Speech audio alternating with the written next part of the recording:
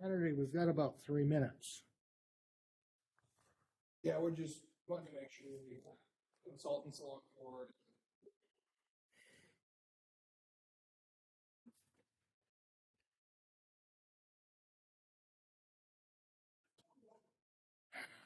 They won't go up. Can you see and hear me, Jason? Okay.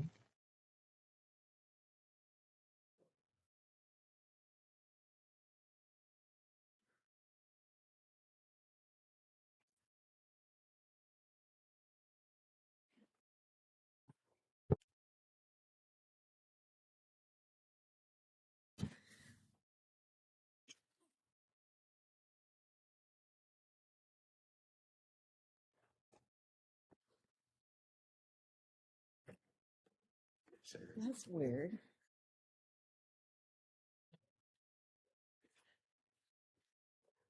These are the consultants. Because they're not talking about the roundabout. Visitors. I know. Well, neither do I.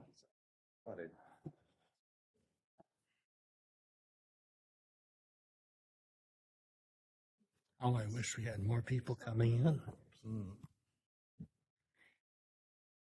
It's all cranky.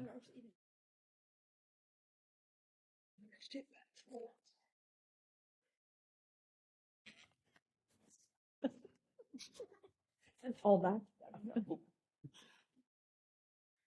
Side note before we begin. Anybody changed light bulbs on their car? Jason, has anybody called? Haven't heard from Carrie. I haven't heard either. So. Difficult. I was just mentioning if she's coming off of East Valley is. Well, she might have transitioned her brain. Oh, there is that too. Usually.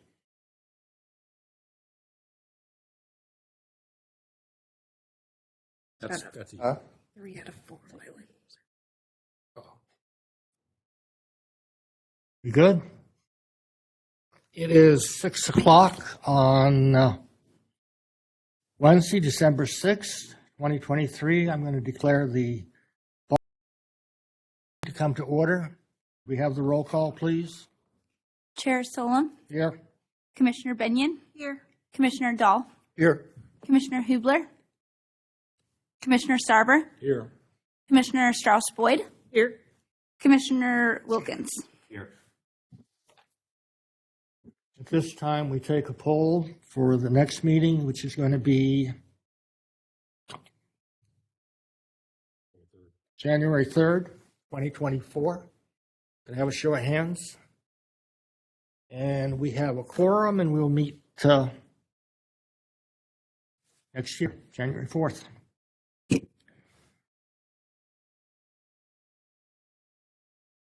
we have anybody signing up? Yes, Jason. Can I just make a quick Yep. comment on the agenda, Chair? We have our public comments and concerns section coming up. We would ask that this would be just general public comments and concerns, not if you're here to hear about one of the intersection control analysis and provide comments on that. What we would ask, Chair, is that once we do the presentation on the Angeline Road intersection, we allow for a chance for public comment for people who want to comment on that one, and then we'll move on, and Ann will complete the presentation on the Church Lake Road one, and we'll do we'll allow for comments and questions on that. This isn't kind of a forum, so we would ask that you provide your comments. We'll gather those up. You can give us our information. If you have additional questions that we can't answer tonight, we can take those under advisement and get back to you. But it's really hard to keep control of the meeting if we have it kind of as a forum. So if you have questions or concerns or comments, please raise them. We'll do our best to note all that down, and we can get back in touch with you if we don't have comments tonight on those items. So this next section is if you have just general comments about other planning commission type business. So public comments and concerns. Yes. No. Instead of doing it now, when we do that specific item, once we do the presentation, then for additional public comments and concerns. Okay. under those sections. This is just, A quorum to me means a little bit different because my union, it's like we're getting up and leaving. yeah, no, I mean, not a forum, a forum. Oh, forum. Okay, I am hard of hearing, and that's why I was a little confused. Thank you. No, the meetings have a point where anybody can stand up and say anything they want. And we have that, and then we have the Focus discussion. focus piece. So does anybody have anything they want to say about the city of Bonney Lake? No? All right, thank you. No public, I was going to say, Chair, would you entertain a motion to amend I wonder if the commission would want to amend the agenda to move the public hearing after new business. Okay. I believe that most people in attendance are here for the new business item. And Okay. that way we can move through those items without, because the Got it. public hearing might take a while for the planning commission to get through. The chair will entertain a motion to move the public hearing after. So moved. Second, moved and seconded. Discussion? All those in favor say aye. Aye. Opposed? The ayes have it, and we're moving the public hearing. Thank you, sir. 3 minutes. Good point. The chair will now, Sorry, yeah, I saw that. I know. The chair will now entertain a motion to approve the minutes of our last meeting. Craig? Correct the date, it actually is 2024, not 23. On the agenda? Yeah, agenda item 3. Next meeting, January 2003, 2024, not 20. Oh, yeah. Oh, sorry. Takes a while to get used to. Is there a second to approving the minutes? I'll second. Moved and seconded. Corrections, discussion, omissions? Call the question. All those in favor of approving the minutes say aye. Aye. Opposed? The ayes have it. The minutes are approved. New business. And page 57, Angeline Road, Veterans Memorial Drive, intersection improvement.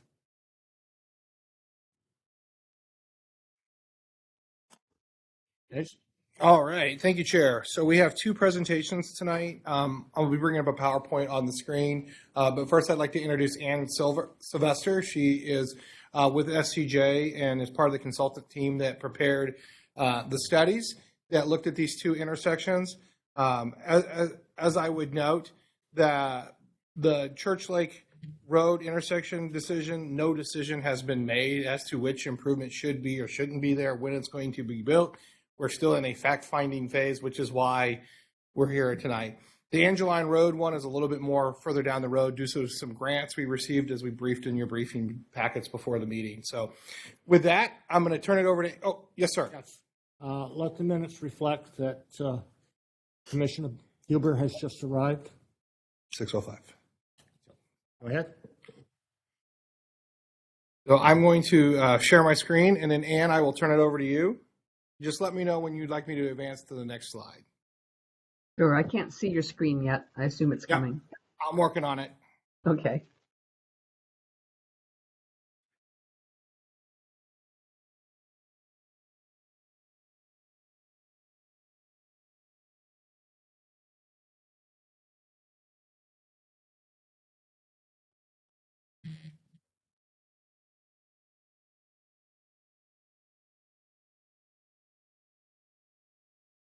Okay, you want to start it as a presentation? Yep.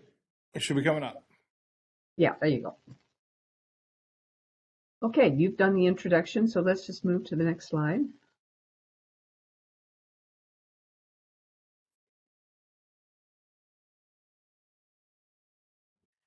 Okay, we want to talk a little bit about intersection control evaluations, which is what we have called this, or ACEs for short, and what they are, and why we studied the intersections that we studied, and a little bit about what we're going to talk about. At Angeline Road, why do we need improvements, what are the recommendations, and what are the next steps. As Jason indicated, there was some grant funding involved in advancing that project to the next step, so we'll talk about that. And then also Church Lake Road, what's needed, what did we look at in terms of alternatives, and then what is the recommendation moving forward on that one. Next slide, please. Okay, the ICE process was originally something that the State Department of Transportation came up with when they evaluate what to do at an intersection.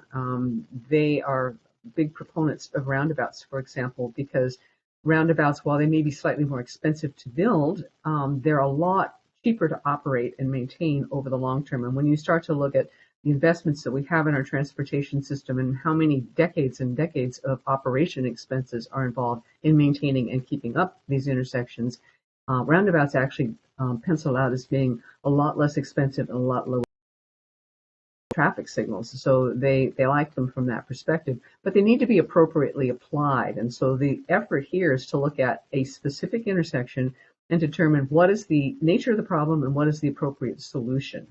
So that's what we've done here, looking at both these two intersections. And then we've looked at, in terms of alternatives, both traffic signals and roundabouts, and we considered things like the existing and future traffic operations, safety, what are the costs, and associated with that right-of-way, potential right-of-way impacts, construction-related issues, and any potential environmental issues just need to be considered as the project would move into design and permitting.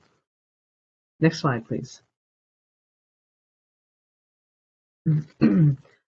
Okay, the two intersections that we're going to talk about, Angeline Road at Veterans Memorial Drive and Church Lake Road at West Taps Highway. Looking at the operations, looking at the need for active transportation connections between the community and Fennel Creek Trail for Angeline Road, and then improving safety for this critical north-south and east-west travel routes within the city.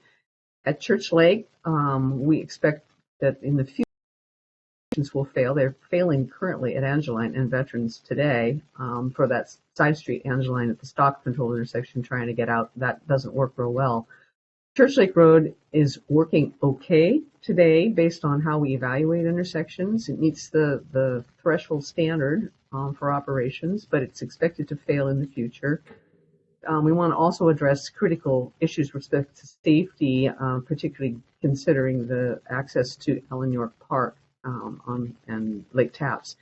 And then there's a sight distance issue as you head westbound into the intersection that's of concern. Future allowing for active transportation improvements, which are yet undefined. Next slide.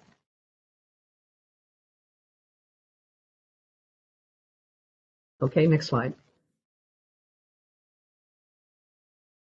Okay, looking at the need for improvements at Angeline and Veterans Memorial, we currently have a pretty high level of delay, 82 seconds of delay. That's the average delay for the average vehicle in the evening rush hour, typically somewhere between 4 and 6 p.m.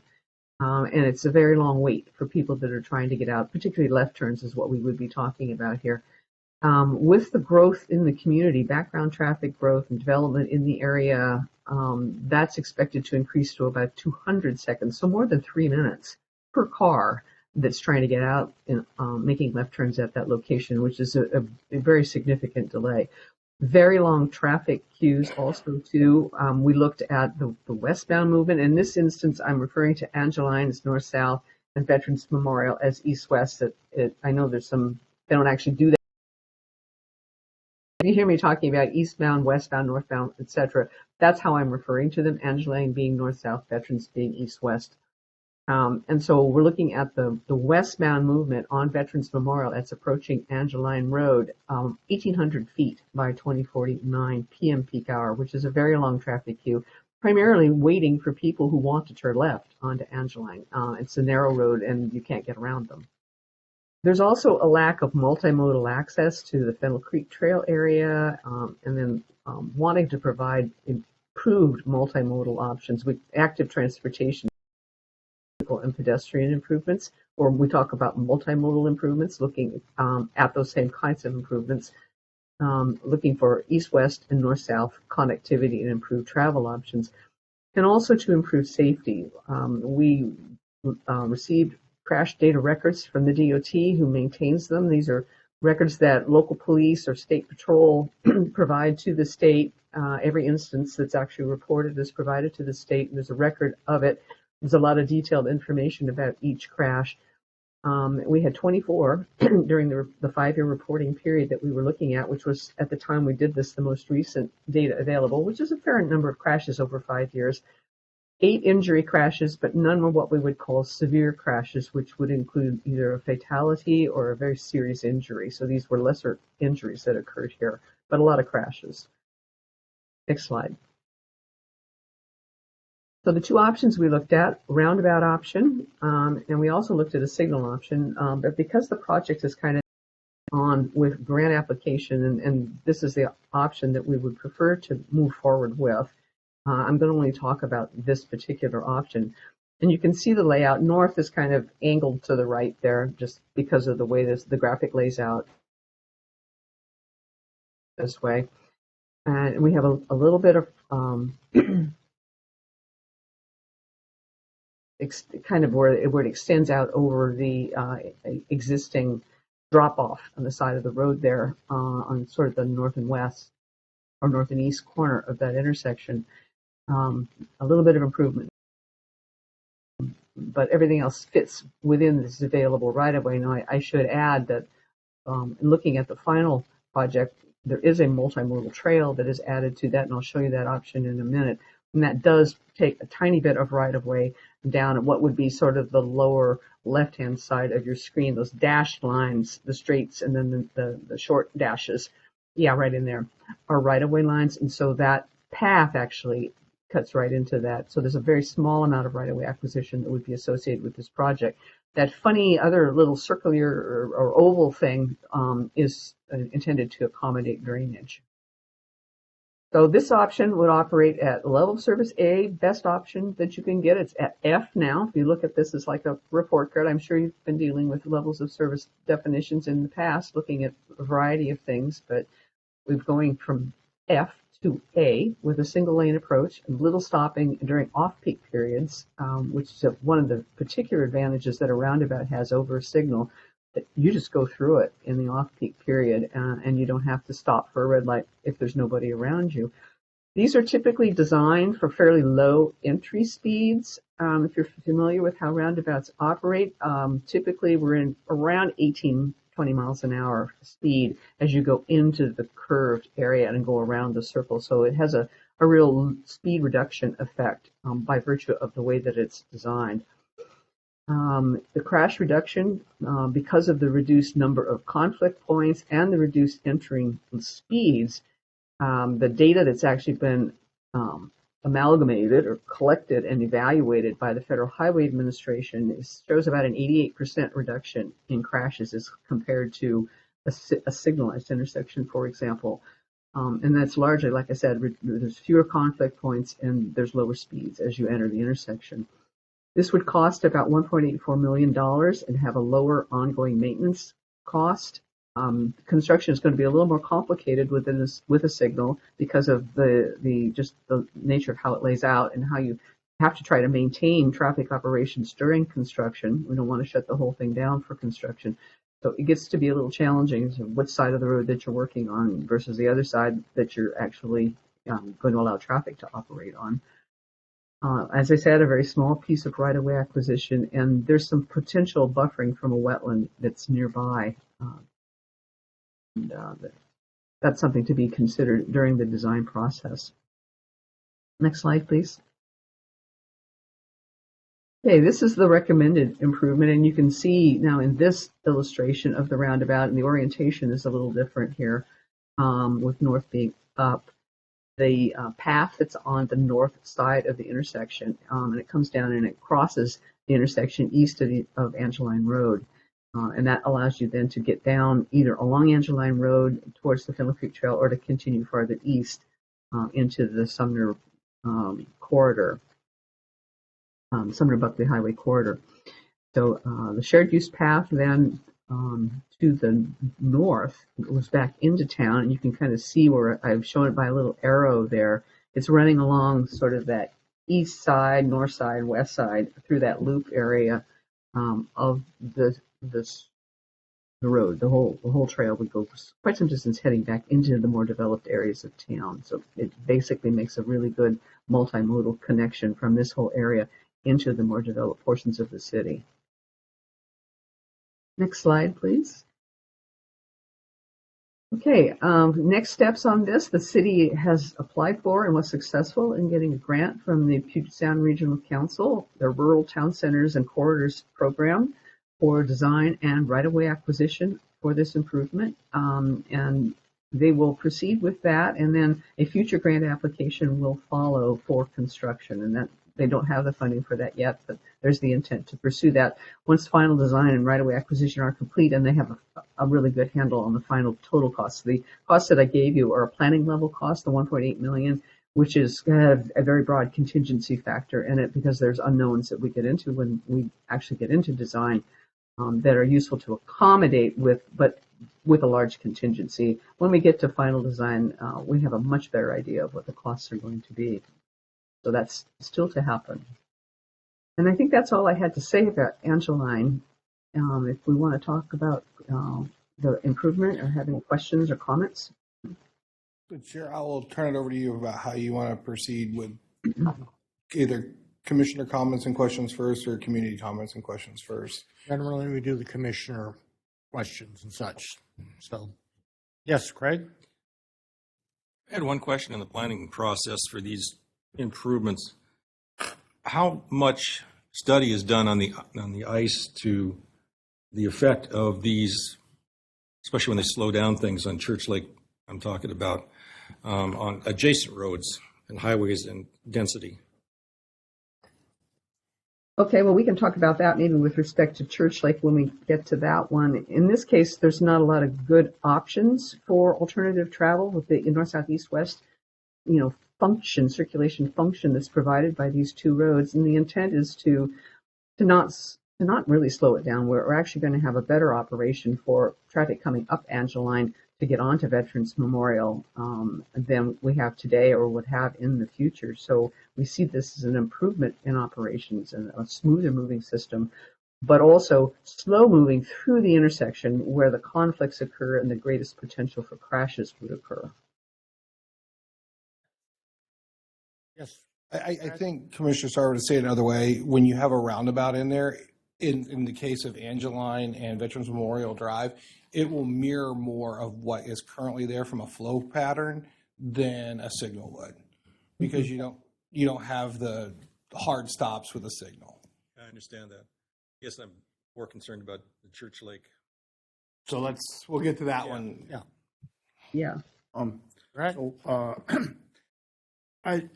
it seems to me like roundabouts, the biggest hazard with them is crosswalks. And I was looking at the last slide, and it looked like the crosswalk, you have like a barrier or something in the middle there. It looks like you cross one lane and then the other. Let me Go back. Go another way.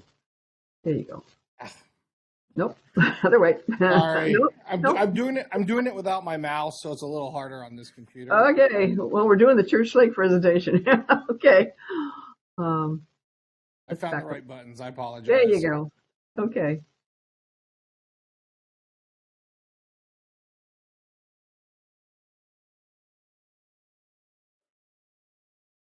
Yeah, that one there. There you go. Yeah, you can see the crosswalk. Yeah. So how? Oh, I was just wondering how far back is that crosswalk too from the roundabout? It looks like it's kind of close to me. They typically keep them fairly close so that they have a high degree of visibility for traffic that would be on Angeline making a right turn. It's right there. You're going real slow. You're turning. Your eyes are looking, and you see the crosswalk's right there. Same with traffic that's coming kind of from town, heading through the intersection, and they're going to be moving, like I said, 15 to 18 miles an hour, somewhere in that ballpark. And the crosswalk is going to be very visible. In the center, these are what we call splitter islands. They're intended to split the traffic, so going directs you into the roundabout or sort of directs you out of the roundabout, and its intention is to just split the two traffic movements. That's actually a physical barrier between the movements moving in each direction, and so it's a refuge. for pedestrians out there. You really only have to look carefully to your left as you're crossing from south to north, and then you get out on the center island, look carefully to the opposite direction, and then make the other cross. You only cross one lane at a time. You have a lot less exposure. Okay, thank you. So a few different questions here. Mm-hmm. On the sidewalk and crosswalk costs there, is that built into the 1.84 million? Yes, and it was part of the grant that we received from, for the design side. Okay. It was actually how we scored so high and were able to acquire the grant. So the total project cost includes the shared use path. Okay. How far down will the sidewalk go? Looking at this rendition here, it looks like it's going to end. So it goes all the way up to Locust Avenue. Is that where the storage unit one comes into play? Yes. Okay. It goes all the way from where if you go down Veterans West Taps, Sumner Buckley Highway, Veterans Memorial Drive, you'll see that little sitting area and the Funnel Creek Trail popping out right there.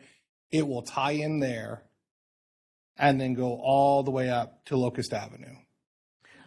Oh, okay. That's way further than I expected. Awesome. Okay, so now in that corner, that's a very blind corner. I know coming around that corner, that to me would be scary to walk across a crosswalk, coming across that, knowing people coming up that hill. I'll let Ann get more, but that's part of why it's pushed over. The road gets pushed over, and the way you enter, because the way you enter into a roundabout, you actually have to turn. I'll explain. Ann, why don't you probably could explain it better than I could. Well, it really comes down to how visible everyone is, too. And that's the intent with the way that this is laid out, that one, you're going to be going slow as you're making the maneuver, because any car coming up Angeline has to yield to a car that's coming from its left on Veterans Memorial. So it's going to be looking for that, and then it's going to start making that turn. And if it hasn't already noticed there's a pedestrian on the sidewalk, because it's literally right next to where they are, they will see them very quickly as they begin to turn, and they have enough time going very slowly the way that they are to react. It's all going to be open and very visible in ways that probably it's less so today than it will be in the future. I'm more worried of the coming from the Target intersection up into that. That's the corner that I worry about. So which direction are we moving in the intersection? Are you talking about from this direction here? Yeah. Yep. Sorry, I can't see your cursor. Oh, I see, going Yeah. west. So this direction here. Okay. Yeah, we actually did some site distance analysis at that location, got out there with the rods and the, measuring tape and everything, and measured how much site distance you had for the speed that was going there, and even with an allowance above and beyond that. There's really a fair amount of site distance. It's more visible than you think that it is. And one thing to keep in question is, as you move the intersection over this way further, the pedestrians have a better sight line down to the vehicles at the intersection. Exactly. Yeah. Because where you're standing at now is probably in the middle of the road, whereas with the roundabout, you'll be even further over, you'll have even more sight distance down the road as a pedestrian. Mm-hmm. So the trees, because there's a lot of trees and stuff there now, so a lot of that will be gone. Okay, and the next question is, how much is the grant that has been successfully? It was in your packet. I want to say, I had it pulled up because I knew that was going to get questioned. Let me scroll down. I see it. The 519,000. Yes. Okay. And that covers, I kind of put it in the narrative. I can look it up real quick. That covers 87% of the design cost. So the city's only paying for 13% of the design cost, and the grant is would pay for 87% of the design cost. Okay. And then we can't apply for construction grants until we get through design. But the process is that once we get through design, we would apply for construction grants in 2025 for construction to occur later in 2026 or 2027. And because of the way we designed the project, is scoring really, really high. It was one out of all the projects submitted out of King, Snohomish, Pierce, and Kitsap County, it was the third highest scoring application. And that's why we're kind of moving forward with this, because it is very competitive on the grant side. And it meeting all of the standards that Ann laid out. Yes, Debbie? So, as a homeowner on Angeline, one of the concerns that I have, because we have a lot of racing going up and down Angeline. At night, you can hear them wind them up, and in summertime, it's really bad. So, as I look at the Veterans Memorial heading down towards the roundabout, there's nothing to deter speed from accelerating. I'll be honest. It actually, I think, will promote some of that, because it'll be a challenge for people to come around there and just shift, and they're on their way. I'm really concerned that unless we have other deterrents. I will say a roundabout in and of itself is one of the greatest slowing traffic measures you can do, because it requires one, as you're driving, you can't drive straight. Right. You have to turn. But if I'm coming down, I can only tell you what the science says. no, and I Right? understand. Right. I So understand. I just roundabouts know- in their very nature are traffic calming because they slow down traffic. Now, once they make that turn onto Angeline, you're right. They can romp on the accelerator and go faster. Whether you have a signal there or you have a roundabout, that is going to be true. So is there an opportunity to have other traffic rumble strips or something to that effect that we might be able to slow down some people on Angeline? Because Jason, it's dangerous. I agree. And that's a separate, Okay. right? Like as you move away from the intersection, I don't disagree. We have problems down Angeline, but that would be a separate analysis to deal with. Okay. How you deal with other road treatments and intersections as you move away from the intersection, because you could do all the rumble strip, speed bumps, signals at the intersection. Once you turn the corner and out of the intersection, it doesn't matter. No, because you can hear them wind up.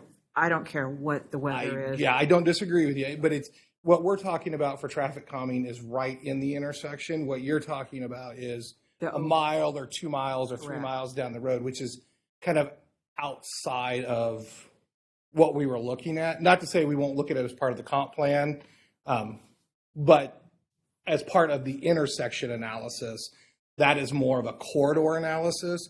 And we have SCJ is working on our comprehensive plan. I know Ann's probably taking notes about Angeline. And as we present the comprehensive plan that looks at improvements, there might be other ways to deal with that type of an issue further down the corridor. Right. And then once it hits Rose Lake Road, as everybody knows, that's another huge issue because any time of the day to make a left-hand turn to go towards Falling Water, Victor Falls, it's impossible. And that one gets more complicated because that's not our intersection. the That's county. Pierce County's intersection. I understand. So we've got kind of three issues here. You've got Angeline Road intersection in and of itself, and it's failing.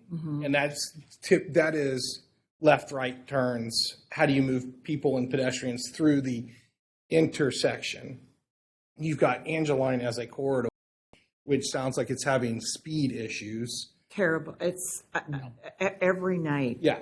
And so I think there's things you can do on a corridor study. That might be a recommendation out of the plan is to do a corridor study. So you do speed testing and there's things you can do. And then you can identify traffic calming type measures. Okay. What those would be, I don't know. Yeah. But I think no matter what you do at the intersection, the issue you're saying won't get addressed because it's 100 feet after the intersection. Gotcha. Does that make sense? It makes sense. It just doesn't help. I mean, for those of us that try to pull out onto Angeline and It's a huge risk. get down further. Yeah, Yeah. yeah. We I lived we in can a, make a recommendation to study and put traffic calming in. I would say we want to make that recommendation as part of the comp plan, not part Yeah. of the intersection analysis, because that's way beyond the scope of an intersection analysis. Because you're only looking at the intersection. I would, as I said, Ann is part of our comprehensive plan team and is taking notes, I'm sure. And so as we identify projects and things and recommendations coming out of that, I think that would be a more appropriate place, and we'll take notes of it and make sure that we have that conversation when we do the mobility. You know me. it's out of scope for what we're looking at tonight. Correct. Gotcha. Thank you. I just wanted to go on record though. that- Yep. Not that it's not important, not that it's not needed. Just trying to I know. keep confined to kind So of. it's something we keep in mind. Yes, sir. Please. Okay. Yes? Okay, so I understand that the roundabout is the recommended, but just for facts, how much would it cost to put a signal in there? And Let's see, that was 1.78 million. So it's about 65 million or $65,000 different than this alternative. And it would, what were the cons, I guess, of the traffic signal that the roundabout solved? Does that Okay, make well, sense? one is you get better level of operations with the roundabout. We got the level of service A, and then with the signals, we'd have either a B or a C, depending upon whether we're talking about AM or PM peak hours. So they're both acceptable, but the roundabout was a little bit better. Signal warrants would be met, so we could do a signal installation if that was the choice. The crash reduction is significantly different, though. You know, like I had said when I was talking about 88% reduction. Signalized situations, only about a 14% reduction for traffic signals. And this goes into the whole discussion about when we do signals, why there are warrants, you know, why there's a process that logically goes through deciding to put in a signal, because they're swapping crash types. You're getting rid of all the angle collisions and the turning collisions, or reducing the number of angle and turning collisions when you put in this controlled traffic environment, but you're increasing rear end collisions. That's very often what you see with signals, because people come on them unexpectedly. This is an isolated signal. They're going to just plow into somebody in front of them because, you know, there is that increased risk of this is unexpected. And typically with signals, that's the risk that you have to acknowledge, that there's a trade-off between improving angles but worsening rear-end crashes. Let's see, the construction cost. There's higher ongoing maintenance costs because you got to pay for the electricity, and DOT actually estimates for their signal systems about $4,500 a year just to maintain the signal. So when you think about that over, let's say, 50 years, that's a lot of money. So that's one of the reasons that they actually prefer going with roundabouts, is because of the operations costs. It's had a slightly smaller footprint. That's about it. Those are the differences. Didn't it require more right-of-way acquisition on the south side in order to put the left-hand turn lanes in to make? There was, yeah, exactly. We had to have turn lanes, so it isn't just a single lane approach the way that we have with this one. And so we would have going to the west, a left turn lane that would get added, but then also coming in the opposite direction, a westbound right turn lane, just in order to make the numbers work. The intersection doesn't operate acceptably unless we add those lanes. So we have a right turn lane and then a left turn lane. I don't think I have an image of it, Jason. Yeah, I slammed an image in the back, I think. Oh, did we pull it out? I pulled it out. Big. We have to add a left turn lane to Angeline and a left turn lane to Veterans. You would add a left turn lane coming westbound, making a left turn onto southbound Angeline, and then you would have a right turn lane going in the opposite direction to southbound Angeline. Both of those would be necessary. And that actually, as I'm thinking about it too, and the concern that was expressed about setting people up to speed down Angeline, that would probably be something that would be more inducive of that, because you'd have almost kind of a free right turn lane. The only thing you conflict with would be the left turns coming in the opposite direction, which you'd have to for. But it would be easier for you to turn quickly and then go on fairly quickly down Angeline with the signal option.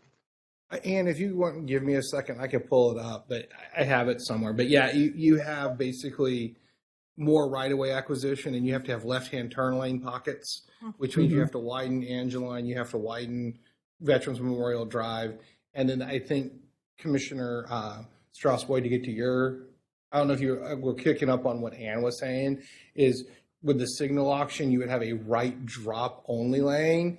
So you would basically, if you're turning right, you know you can stay straight until you hit the intersection and take that right drop. Whereas the roundabout, as you enter the intersection, you are going to have to pause to make sure that there are not other people in the roundabout. You're going to have to pause to make sure there's not a left coming off of, the right coming off of Angeline. So while it's small, functionality, you're probably going to get some more slowing out of this one than you would with a right drop.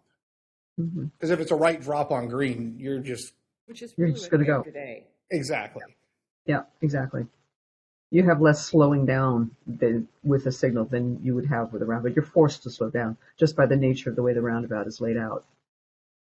And I think too, just to keep in mind too, is a signal would not have scored as well. So it would have been more cost directly to the city versus funded by outside agents. We probably wouldn't have as high of a grant. Okay. Right. Yeah. And with a difference of cost of only $65,000 in your competitiveness, it really starts to, and you have less right-of-way acquisition from fewer property owners. You're only dealing with a right-of-way acquisition of about this much on one parcel on the north side versus having multiple properties. Right-of-way acquisition gets really expensive. And I know that the city is not in favor of doing lots of right-of-way acquisitions.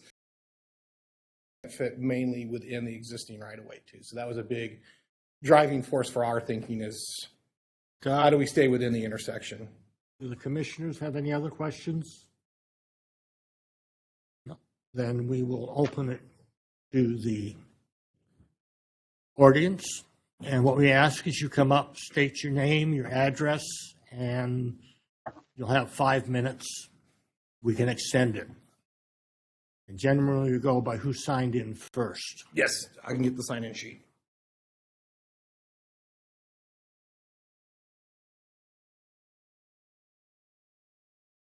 And if you're here for, we only have one sign-in sheet, so if you're here for the other, just tell me you're here for the other intersection and I'll call you back. So we have, I think, Darren or Darren? Darren. Yeah. And you're Angela. We've already talked to you.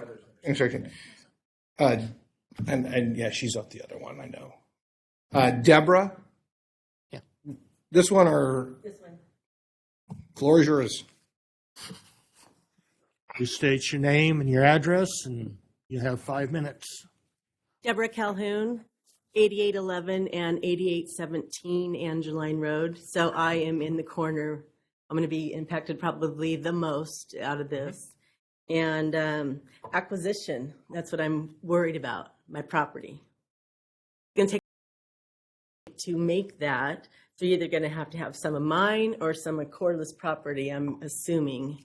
And there's huge drop-off, so I don't know how that's all going to work. And also the shared use path looks like it goes right through my property also. So all of the improvements are actually in the right-of-way.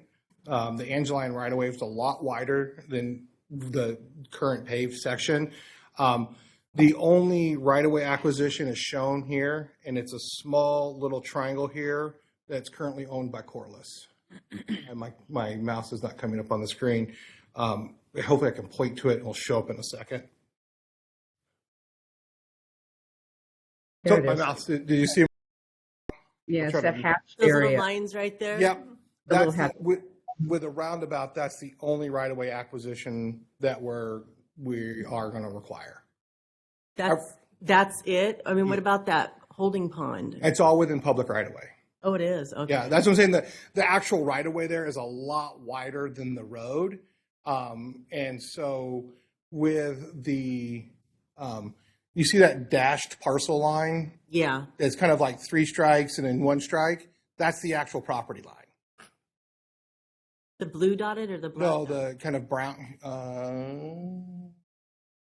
Which It's I got have on the corner. long You see- line. you see- Yeah, That's the property line. Mhm. okay. And so all the improvements are within the existing public right of way. And as I said, so this one, because it's just that small triangle, has the lowest acquisition need for property right of way acquisition. So what about the shared path? On one of them, it looked like it went right through my property. It's all still in right of way. Can you pull up the one that has my garage on it? This one right here, Was it? right here. This right here. No, you had a different picture. Well, there's no shared use path. Okay, well, I thought it looked like it. So No, the shared use path is on Veterans Memorial Drive, goes up the curve, and then comes into Locust. okay, I was thinking that the one that goes down Angeline and hooks into Fennel Creek. No, that's on all within public right of way, Okay. right here. Mhm.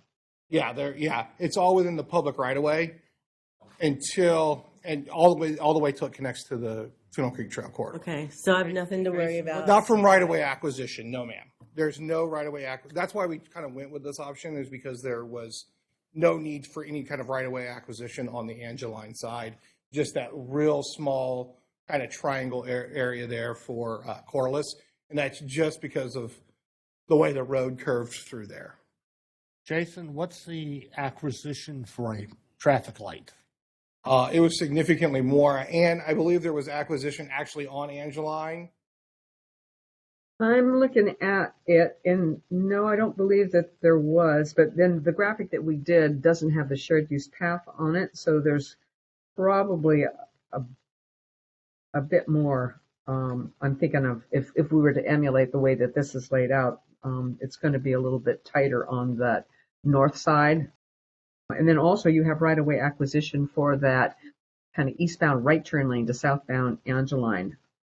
That would affect a property that is kind of off to the left of that graphic. Deborah, if you want to hold on after the meeting, I can show you a map. I have one in this report Okay, that kind of shows you the two differences. okay. Deborah, you have anything else you want to say? No, that was the main thing was, someone's going to try to take my property or a portion of it. Because she did say something about the road being pushed over. Yeah, it's pushed toward the fields. Okay. Thank you. Yeah, thank you. Next person. I've got Steve.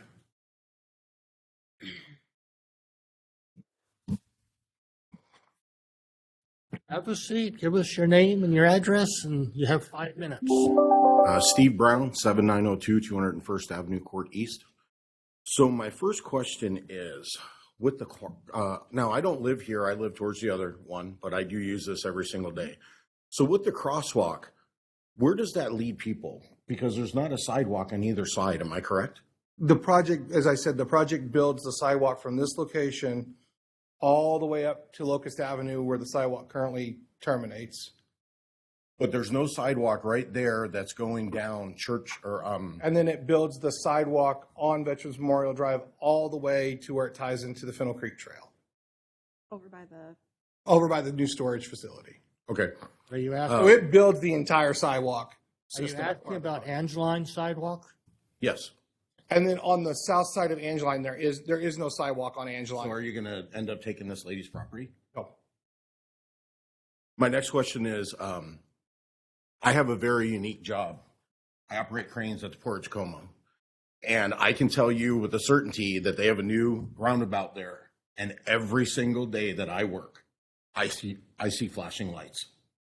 People do not know how to use a roundabout. There is a vehicle that got completely run over by the rear tires of a semi truck. That roundabout is made for semis. That is not. You are going to get people killed. People are going to come in from one lane. The semi truck's not going to yield, and you're going to find bodies underneath trucks, just like they do in Fife. You have one lane here. There is no way a commercial vehicle can go down that road. None. So you are looking at lots of problems, lots of medical, lots of accidents. You didn't think about that part. I would actually ask the consultant to There's no way a commercial vehicle can go down there. A truck and trailer going to these gravel pits that constantly use that road will not make it. None of the cordless trucks will make it. As I said, I'd ask the consultant to. I'm sorry? I was asking to ask if you want a response from the consultant. I can ask her what design vehicle they used. I think you should use a light, a traffic light. You said it was $60,000 cheaper. She said it was $4,000 per year. You have what, 15 years to recoup that to get to the point of the roundabout? Plus you're taking what, trees out, you're taking wetlands out for this thing? I don't understand. You're going to have more fatalities there than you ever will. Those cordless trucks are going to be coming down that road and not be able to stop. And you're going to get people killed. The same thing with the roundabout by my house. I have a video. Do you want to know why all this is happening? Because you guys keep giving permits for apartments. I have a video of two women screaming, or I'm sorry, a woman screaming, going down my road behind my house, screaming that these two men are going to kill me, coming from the apartments that you allowed to be built by Lake Taps. That's why we have all these traffic problems. That's what it is. You're trying to create money and you're not getting it, and you are going to get people hurt and killed with these roundabouts, especially with a commercial vehicle.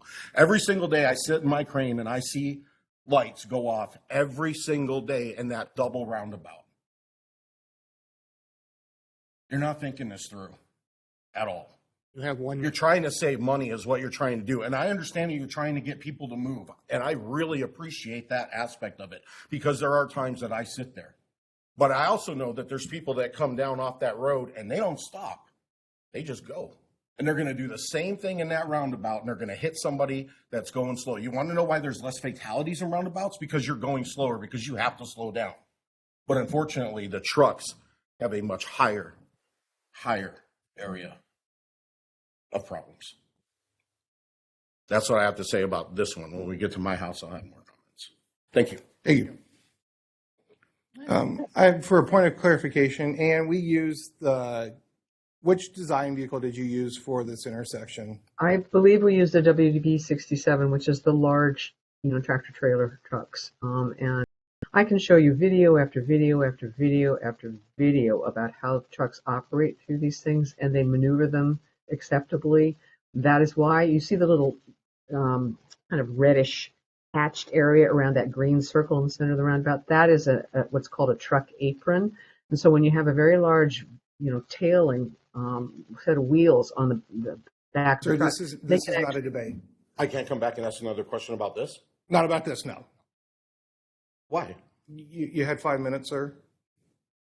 Did I use my full 5 minutes? I'd have to defer to the chair. You had about 30 seconds. Okay, this is going to be real quick. She brought up that, and I'm sorry. So what about the keeping up the concrete on this roundabout? Because the roundabout in Fife is already destroyed. There's chunks of concrete that are laying there. Sometimes DOT's got to come and pick them up so that people can go around there.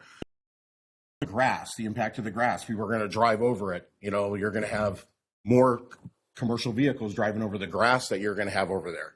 Well, I don't know that it's going to be grass. It's going to be landscape. That's the intent of the green. And so it could be a tree. It could be, bushes. It could be kind of whatever. Drive over the bushes. I mean, it could be no vegetation. It could be Right. all concrete, right? Yeah. So, Ann, will you finish what you were saying about the design of the roundabout? The truck apron is intended actually for these longer vehicles to use that. There's a higher curve that surrounds the green area, but a much lower sort of sloped curve around the truck apron. Cars typically, you don't see them going there because there's a little lip and they just follow the normal paved area. But that is there for trucks to use. They do slow down, and most of them are careful about this. I expect that maybe the one you're talking about in Fife might be adjacent to the port, somewhere in that vicinity, and maybe has a lot more trucks than what we'll see out here. And the counts that we took out in this area, we only see about 2% in the peak hours of the total volume out here are being trucks, which is pretty low. It's pretty normal, for most streets that are not state highways. So, it's been designed to accommodate them. So, Ann, when you guys did the design of this intersection, you mentioned counts. Would you explain to the Planning Commission kind of what you mean by traffic counts and kind of what different traffic counts you did throughout the project? Yeah, we took a lot of different counts. When we do a study at an intersection, we'll take what's called turning movement counts, where somebody actually, for a 2 to 3 hour period in the AM and PM peak, will go out and say, okay, on this road, this person came up and they turned right, and then this person turned left, and this person turned right, and this person went through. You have every single movement in all directions that we actually count, break it down by 15-minute increments for every movement that's occurring at the intersection. And that is the information then that gets fed into the calculations for how an intersection is performing, because it's the interaction of traffic, left turns versus through movements, for example, that determine the capacity of an intersection and how well it is performing. So it's all based on counts. But we went kind of above and beyond that, and we took just when you see the hoses out across the street, those are just counts that are taken of the linear movement along the street, and they don't really count the turning movements. But they do count the number of vehicles that are moving along a particular street. Those are in the report. I don't know, Jason, if you want to share, if somebody is interested in them. I don't really want to go through all that detail here. But we do have a lot of counts that look at not only what's occurring in any given particular period of time, 1 hour to another hour, over a 24-hour period averaged over 3 days. So we have a lot of data. We also looked at the classification or the type of vehicle. So we have an estimate of how many of those large trucks, we actually have the data, how many of them are using those in an average day. And that all that information is available. And there's just not a lot. There's not a lot of trucks out there. And Mr. Brown, I will say, I can provide you a link with the actual study that has all the data. And after the meeting, I'm more than willing to sit down and have a. I understand your study. What I see, I've never seen. I know. I'm just saying after the meeting, I would gladly have a further discussion with you. That's more of a back and forth. Thank you, Jason. Debbie, you had something? So I just wanted to add, I have horses. I drive a beast of a truck. I drive a 350 dually, okay, long bed, and I haul a 4-horse gooseneck trailer. And I can tell you that I never make it around these. I drive over them. And so I know that, just from my experience, I don't care what roundabout's out there, I can't make it around. Look at the damage it causes to us, our personal vehicles. While you guys get away cheap, our insurance goes up because we get into accidents or because somebody hits us because they don't know how to use a roundabout correctly. So, Would you please talk after the meeting? Ann, would you, to answer Debbie's, Commissioner Strauss-Boyd's comments, explain to you what you meant by the brick area being designed to be driven over? It is designed to be driven over. So, you're not doing anything wrong doing that. It's perfectly acceptable because that's what it's meant to be, to accommodate the vehicles that have a very wide wheel swing. So that's why this was designed the way it was, so that the brick area, if you have those trucks that have the tighter steering mechanics, like Commissioner Strauss-Boyd and her super truck, you could actually drive over that area without damaging it. It's intended to be driven over in this application and this design. Have you ever driven a commercial vehicle? Anyone in Okay, could we have some decorum, please? There's other people who wish to have their say. We've got more of the meeting to go through. Thank you. Can I get your answer, Debbie? Yes, thank you. Okay. Gary? So in this design, I'm just clarifying if the brick area is meant to be driven over, is it going to be very little raised to it? So it'll be lower to the ground than like what they have down at the Sumner intersection coming off. I don't know what the heck that stupid road's called, but so it'll just be a low profile.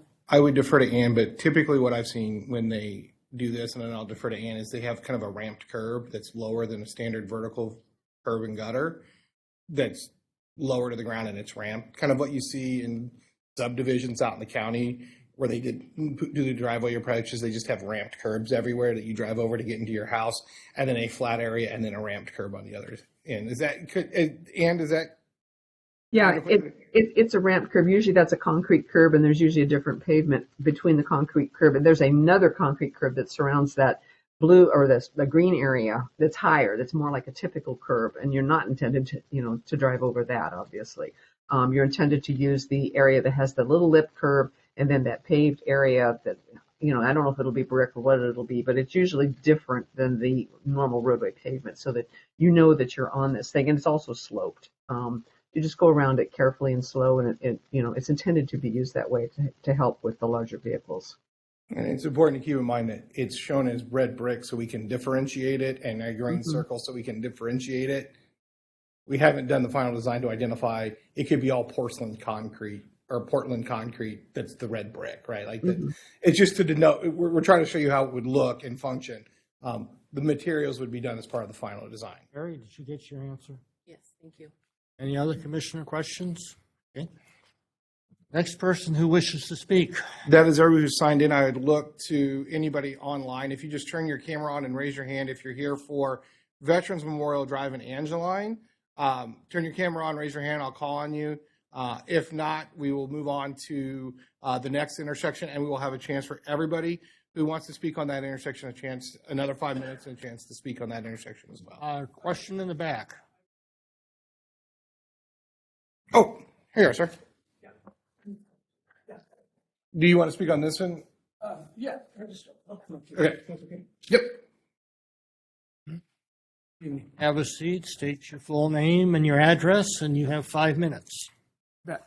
My name is Robert Steinhauer. I'm 18909 Veterans Memorial Drive. And so I own the property right around the corner there where Veterans Memorial goes around the corner. And so I look right out my window on Veterans Memorial. This one right here? Where are we at? I can't see your cursor. All right. Yes, that's right. Okay. That's right. So I look out my window all day long, and I just want to say putting a sidewalk there is probably the best thing you guys I ever did. There's people walking there all the time, and it's so dangerous. I've walked it a few times, but it's so dangerous. But people continue to walk as they try to get down there, and that is something that's been needed for a long time.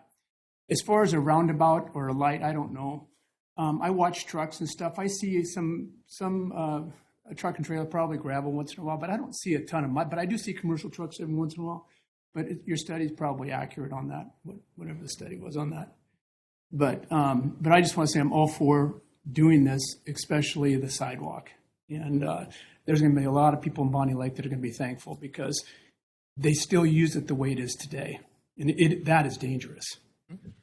Very dangerous. You got people who can fall down the bank, or people can just dangerous. So good for you guys. Thanks, sir. Yep. Is there anyone who hasn't signed up and would like to speak? Anybody online? Right. Ann, I'm going to turn it over now. And before I turn it over to Ann, I'm going to let you know this intersection is in a completely different part of the process. There is no recommended action. There is no decision. We did a study to analyze what intersection controls could be there. Looked at two alternatives, because that's how you do a study. You look at alternative A and look at alternative B. At this point, no recommendation, no decision has been made. And that's partly what we're asking the Planning Commission to do, is to make a recommendation as to your position, which intersection improvement it should be. Staff has made no decision, has no recommendation at this time. We're doing the study to find out, because this is a lot different of a situation and a scenario than the other intersection. It was that one started making sense pretty quickly. So with that, I will turn it over to Ann with SCJ. Okay, thanks, Jason. Can you give me the next slide, please? Okay, the need for improvements at this intersection. We don't have as significant a congestion problem today at this intersection as we have at Angeline. It's not failing. We took data here during both the winter spring months. I think the counts were taken in February, and then we have counts taken last August in the summertime, because there's a real difference in the volume of traffic that's on Church Lake Road and TAPS other times of the year. And what we saw, that we began to see failure at the intersection with a level of service E by 2031 PM peak hour. and then failing in our other time horizon year, which is 2049, the long-term planning horizon year, level of service F. During the winter spring months, we actually only had an E in 2049, so there's quite a difference in the volume of traffic during the winter months and summer months. Now, often we don't plan for peak of the peak. You don't see shopping centers, roads around shopping centers designed for the Christmas peak. That's why they're congested. We go for the typical period over the course of a year.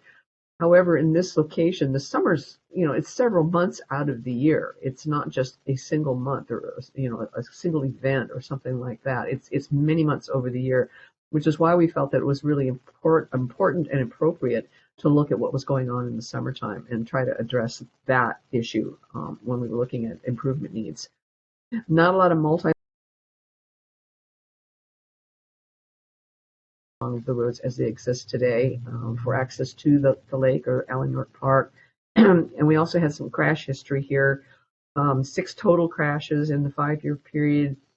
3 that were injuries. Again, none that were severe, either serious injury or fatalities.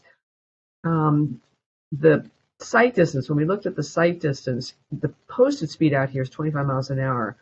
But we had concerns, we'd heard concerns expressed by the neighbors, and Jason indicated to us also that there was some concern about speeding in the area. So we went out and we had a speed study done, and we looked at actual speeds depending on which direction you're going. It's either 33 or 34 miles an hour along Church Lake Road. That's above and beyond, the 25 miles an hour that it's signed for.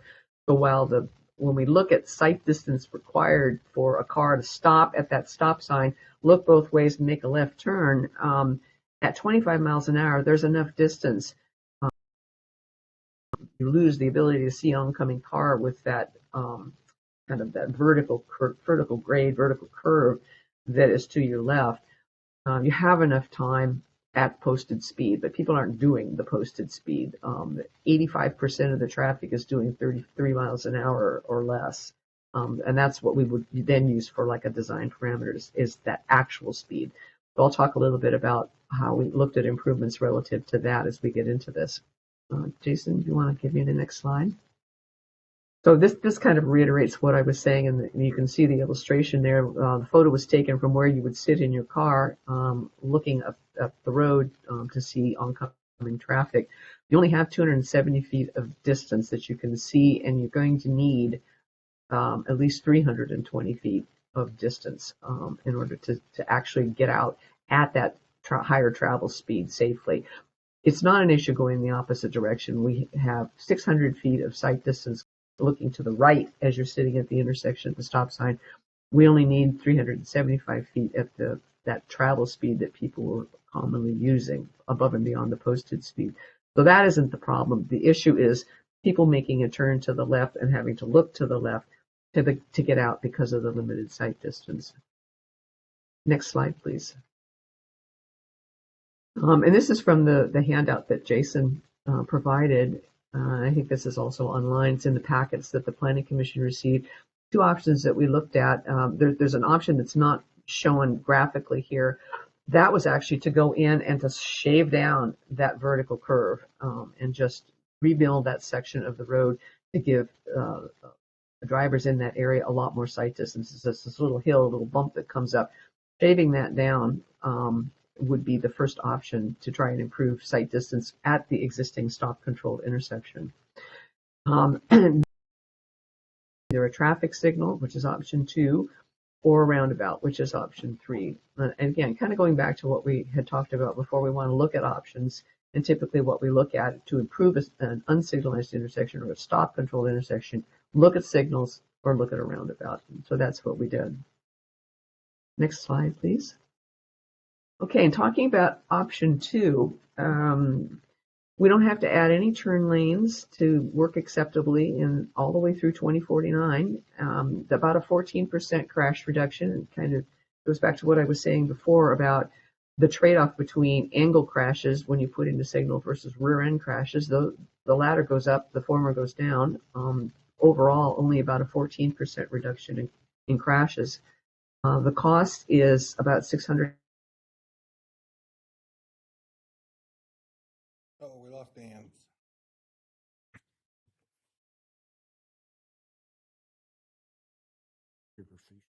Helen, can you see us? Oh, Okay, I had a network blip there. Can you hear me? yep. Okay. $650,000 for the cost for signalized intersection control at this location. To just fix the vertical curve was about $346,000. That was option one. So, if you were to maybe delay doing any kind of improvements here, and we'll talk about that in a minute here, the fixing the vertical curve option is something that perhaps could advance much more quickly, that would provide some safety benefits to this location. So something to just think about. Let's see. You want that vertical curve fixed with a signal probably more than you would a roundabout, because you're going to have the clear line of sight is more important here. You're not going to be forced to slow down as you are going into a roundabout. So we felt that fixing the vertical curve went more appropriately with the signal controlled option, but it could stand independent and could be put in place with right-of-way acquisition here, minimal or no environmental impacts associated with this option. Option two, that's option two. Option three is a roundabout. There is quite a bit of right-of-way acquisition at this location. We do have some wetland area there on the lower left side of the diagram. We'd have to have some ponds built for drainage that go onto that existing property. You can see the house there. It's about $1.38 million, so quite a bit more expensive than the signalized option. Has a much higher crash reduction, operates a little bit better, level of service A, than the signalized option. But all in all, it has a bigger footprint, more right-of-way acquisition, and more potential environmental impacts, and a higher cost. Going on. Talking about recommendations, what really drove the discussion that we had internally about recommendations is what I drop into a level of service E, or a failure, beginning of failure at the intersection in the summer months until about 2031. And that's dependent upon summertime traffic growth. If it grows linearly over what it is today, that's about the time period that you'd expect to see it begin to fail. And so the urgency of a decision to fix something at this intersection is not as great as it is at the other intersection that we were talking about. What is probably more urgent here is the sight distance issue, just from a safety perspective, and that option one, as I said, might be something that we might want to consider advancing in advance of any decision on a signalized intersection. But our thinking is here that it would be appropriate to monitor traffic, especially during the summer months, and then in about a 5-year time, about 5 years from now, update the analysis just to confirm that, yes, you still do need it around 2030, 2031, and then make a decision at that point on which traffic control alternative to select. But what this initial analysis is telling us, signal option works well, it's a lower cost than the roundabout option. And in this particular instance, I think that some of the trade-offs with the roundabout are more significantly adverse than with the signal option. And I think that's kind of where we're at, not really needing a decision today or in the immediate future, but just keep an eye on traffic and how it grows, and look at the crash records, at the area, making sure that it still functions safely, and then proceed about 5 years down the road. Thank you. Any commissioner comments? Brad? Did anybody suggest just putting a 3-way stop at that intersection? We've actually talked about that internally. Yeah. We actually have more safety concerns with a 3-way stop because of the way the intersection is designed.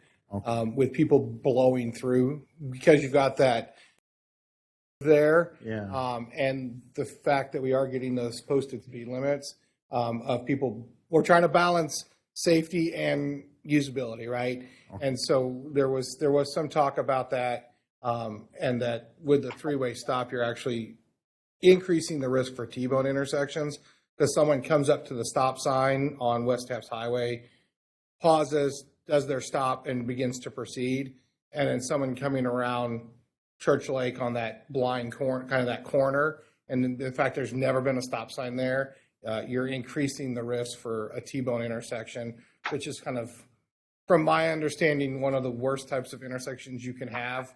So that we've talked about it, and that's our biggest concern, and that's why we kind of looked at this and looked at one of the big issues we've heard is people can't see, and that's why advancing that sight distance change will give people the ability to, when they come up to the intersection, I can't see the car coming, and I have some concerns with that. And so by doing the regrading of the road, you're able to provide that sight distance that Ann was talking about, so that people can safely use the intersection kind of at the speed that people are traveling. Did I explain that correctly, Ann? Yeah, I think you did. Mm-hmm. Thank you. Craig? Jason, could you go back to the slide with the roundabout?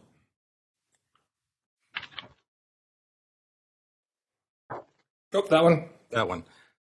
If I've got it correctly, I think that house that's to the lower right on that slide is abandoned. Mm-hmm.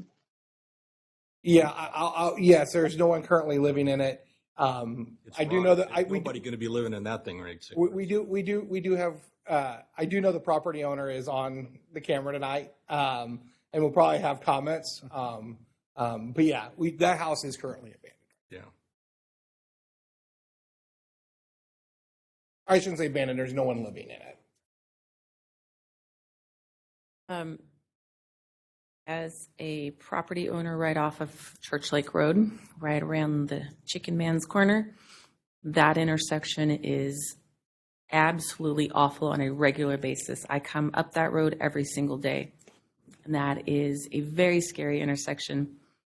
Constantly people pull off Web's taps because they cannot see, and we have to slam on our brakes to keep from hitting them and T-boning them. And for us to come off West Taps onto Church Lake to turn left, it's very scary. And you are creeping forward as far as you can, and you are leaning forward in your car as far as you can to see, and you are just praying to God that nobody is coming and they're not going too fast. Because yes, speeding is a really bad thing on that road, and we cannot get people to slow down. Yeah, I have been asking about the three-way stop for years. So just to see that we finally have a plan coming forward is a huge relief to me. I've questioned the stop signs many times. We personally, as my husband and I, have emailed in about this stuff. And so I have been a proponent for the three-way stop, whether it's a signaled light or stop signs. I do get and see what you're with the stop sign issue. I still would love to see something sooner than 5 years or 10 years down the road, because it's scary coming out of that intersection, as much as people don't see what we see on an every single day basis there. And I think, Commissioner Hubler, that was the part of the idea of option one. Because really, there's two issues you have at an intersection. It's delay getting through the intersection, and really, there's not a delay, right? Like there's not cars stacking up for. A is perfect free flow. That's not our level of standard. Our level of service standard is C. So there is some delay always, but you're not having that kind of delay that would require a level of service change. But you are correct, and I don't know if everybody understands the term vertical curve. So in engineering speak, vertical curve is the road when it goes up and down. Okay, horizontal curve is left and right. So when we're talking about fixing the vertical curve, we're talking about the humps in the road, and that is, I know what you're talking about. I went through this intersection the other day. When you're sitting on West Taps Highway and you're looking to make the left, the car comes over the hill before it rises over the second hill, and it's right on you at the intersection. That's the option one solution, which would be to kind of remove that valley and fix that intersection so that you have a longer sight distance down the road so that you wouldn't have that same issue. So I guess. And that could advance. That's what I think Ian was referring to, is advancing that in advance of having to do the work for the signal. So what would that take though, Ann? Our road has already been built up. several inches because of road improvements over the years. So knowing that there's a home there that sits in that dip, that could really hinder them getting in and out of their driveway. And their driveway is already well below what it used to be because of the road being raised. So are you talking about the driveway that's in this image there, right at the end of where the roundabout is? No, that's Different one. actually a road with a small development. Just a little bit further down is the Further down. bottom of the Okay. dip. Okay, well, if you were going to lower, as I'm understanding what you're saying, if we're going to lower the road access, then That's what bringing I'm asking how would you lower the road rather than raising it? you'd have to tear the pavement up, grade it all down more smoothly, and rebuild it. It's a reconstruction of the road in order to do that. Okay, so the development that is right there on that corner or right off that corner, they would then have to drive up into their development. No, because we're only talking about regrading the road this way on this side. Right. On- But And on that- we'd have to play with. We Okay. can't tell you exactly what those grades would look like, but that's how you fix the site distance issue is by regrading those roads, and we would have to get the math out and get the rulers out and figure out a way to make all the grades work. Yeah. In final design, you would definitely want all the driveways to work appropriately, and the project would include that approach of the driveway onto the road. They usually construct that so that it's a nice, smooth, clean connection. So that would all have to be addressed and resolved during design of any kind of improvement like this. Okay, thank you. Any other questions?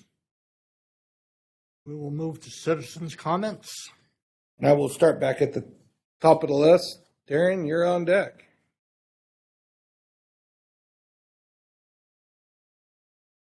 Thank you. I'm Darren Whaley, 7917 101st Avenue Court East. I really didn't like the roundabout. I just wanted to say that right off. Too much acquisition in my view. I support the regrade, definitely, even though it's probably going to mess with my backyard a little bit because I'm actually, where that road is, I'm that house. So, and that's where the slope is at that. I didn't even think about the stop signs. That was a very good suggestion. I don't understand.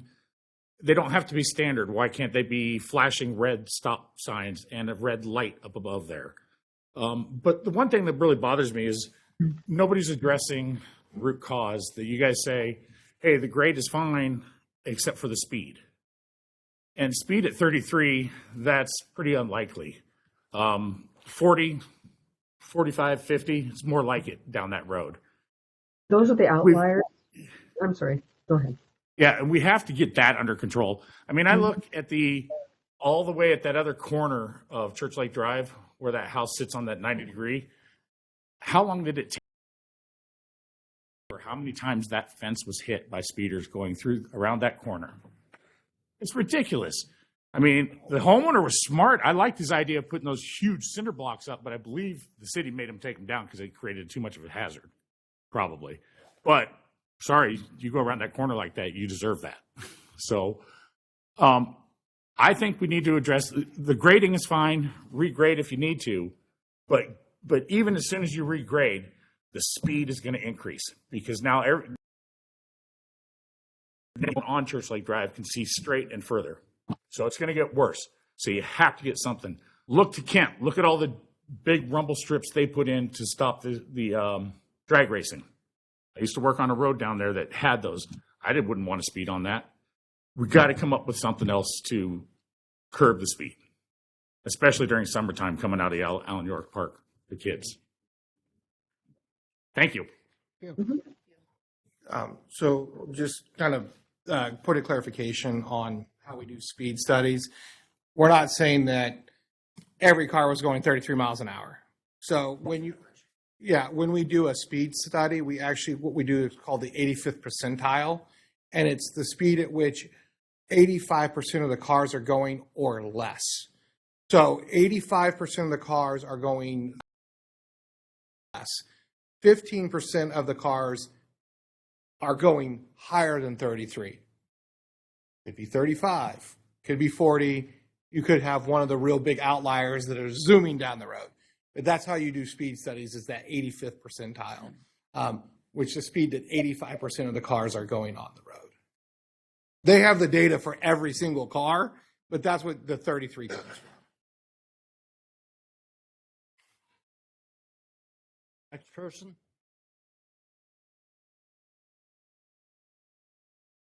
Sorry, we're just having some technical issues on our side. I forgot my battery charger, so my laptop died. I do apologize. Deborah, I'm good? Okay. Steve? Real quick, if your laptop died, No, I have it right here. If you want to scoot over here, I can show you real quick.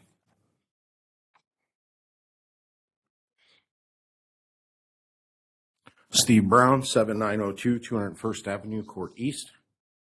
So my first question, I would imagine, would be for him is, you can't see that picture, but my house is right down, drawing a blank, going towards Alamo York Park. I have called multiple times in the last 5 years I've lived there for him to send someone to come and cut the grass at the corner. what's that? And I get the same answer. We don't have the funds, or we can't do it, or we can't do it, or we can't do it, or there's always an excuse. When the guys do come out there once a year, I give them food, water, candy, everything, because I'm thankful. So that's the first thing. Why can't you just cut the grass? That's the cheapest, easiest way to kind of settle the corner there. The second thing is, like this gentleman, how about a three-way light with rumble strips? You don't have to file down the road. You don't have to do a water study or anything like that. But yet, how expensive would a three-way light be and rumble strips on each road? Just like they did at the corner where the guy's house kept getting hit. They put rumble strips, and now nothing has happened to that guy's house. Have you done a drainage study for any of this? No, Or anything? Well, I can, when you're done with all your comments, I will address the. Oh, okay. Well, there's a drainage study that's going to severely affect him if you grind down that road. His house is going to get flooded, and probably our road. You already put out a sign on the corner about 10 times a year that there's water on the road. You want to grind the road down so that there's more water on the road? That's your planning commission that puts that sign out there. It's laying in the grass right now. And I guess my last thing is, from being here and listening to you and that lady like to spend money. You like to spend a lot of money. There's no reason that we need to put a $1-point-something million roundabout when you told me there's 6 accidents in the last 5 years. That doesn't make any sense whatsoever. I'm just blown away at how much money you want to spend. Absolutely blown away. Thank you. So I can answer some of the questions. I think I've addressed the kind of the issue that we internally saw with the roundabout. As it relates to the drainage study, yes, when we would prepare final design, we would also be looking at how the road channelization works for rainwater and catchment basins and how that gets done. And as it relates to wanting to build the roundabout, as I had mentioned before, this is a study. We have not said that we are building a roundabout or that we want to build a roundabout. However, when you look at a study, you look at alternatives. There are 2 alternatives that we evaluate.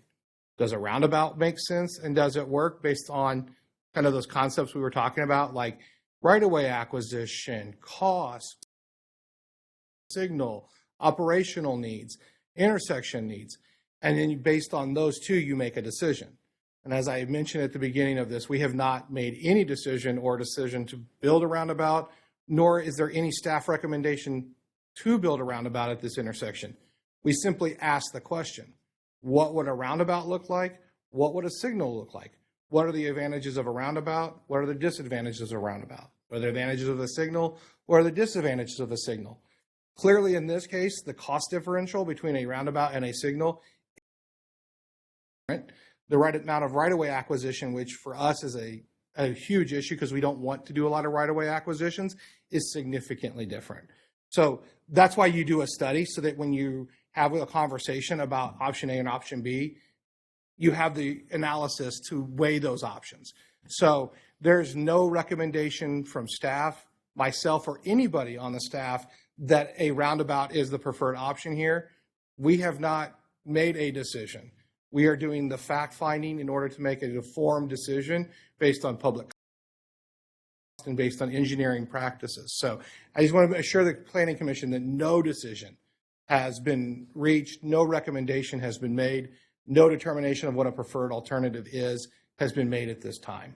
So I hope that answers the questions and kind of where we're at in the process. You didn't answer the other question. What was the other one? Why is a three-way stop and rumble strip stop? As I mentioned with the three-way stop, the concerns that we had was people blowing through the stop sign and creating bone type intersections.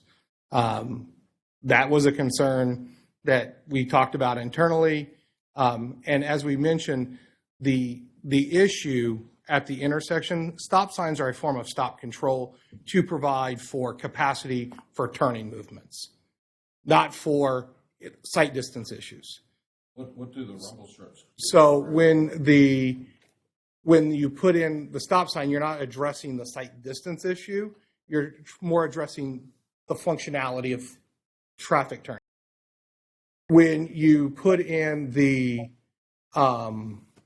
when you fix the sight distance issue, you fix the safety issue that Ann discussed earlier with not being able to see down the road. Rumble strips also don't fix sight distance issue. They slow the car down, but they don't stop you. They don't allow you to see further down the road. Barry? Okay, so just to kind of clarify, if, so I guess, Ann, this would be almost probably for you. So if the road there, that intersection, I understand what the gentleman is talking about with the turning that corner, there is always a puddle of water. We constantly have to slow down for that.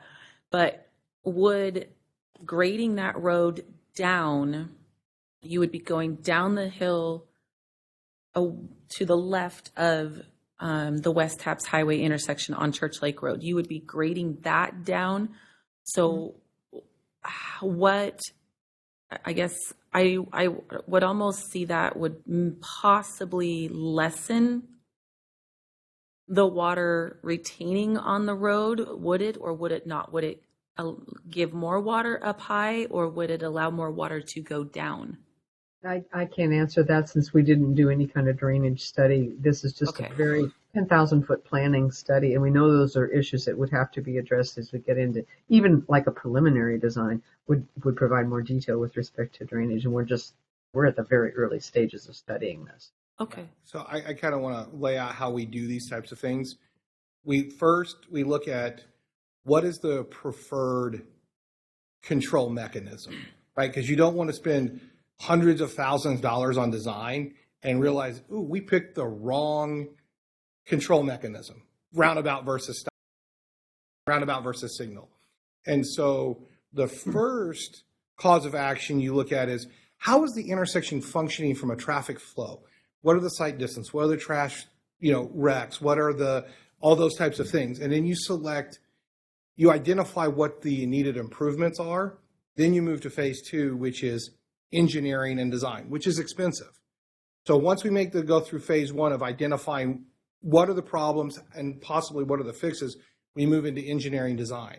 Once we move into engineering design, that is when Ann or whoever the consultant is selected gets in and starts looking at the drainage of the road, the cross section of the road, contours, slope, and you do all those studies as part of an engineering design package once you know what the problems are that you're trying to fix. So this is step 1, which is a $50,000 view look at it. Then once we select kind of these are how we could fix them, we move into engineering design, which is this is how we look at all of those issues: drainage, traffic control, what the road course is made of, how the cross sections work. That is step 2. And then that's when we get into all those really fine grain details, but you don't want to jump over step one, because if you jump over step one and go straight to doing all the engineering design details, you don't have a good understanding of what the problems are that you're trying to fix. So we're trying to identify the problems we need to fix. Here are possible solutions. Here's the best solution based on all of these parameters.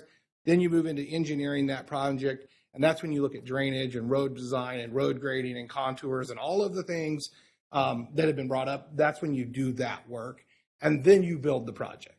So it's kind of a 2 or 3 step process. Okay. So how, as a planning commission, because personally living on that road, I know what it's like.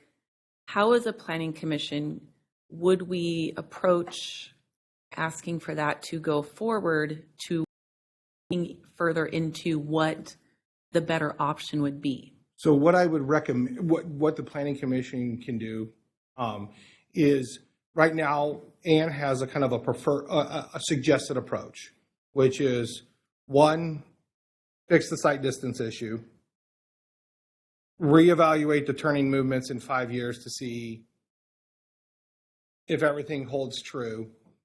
And if everything holds true, move forward with phase 2, which would be either a signal or roundabout. If the planning commission has a stance on which one they would prefer, they could say, move forward with the signal. Right? So that's what we're asking the planning commission, based on what you know, based on what you've heard tonight, what would be your recommendation to the city council that will get folded into the larger recommendation. And it could be fix the site distance issue, go back and study it, whatever your recommendation is as a body. And when we get to that point, if you want me to help craft what you want as the recommendation, I'll gladly help you craft it. Thank you. Do we have any more citizens that want to speak? I'll talk. Can we talk after? Do we There's have a any hand more raised on the Yep, screen. there's Helen.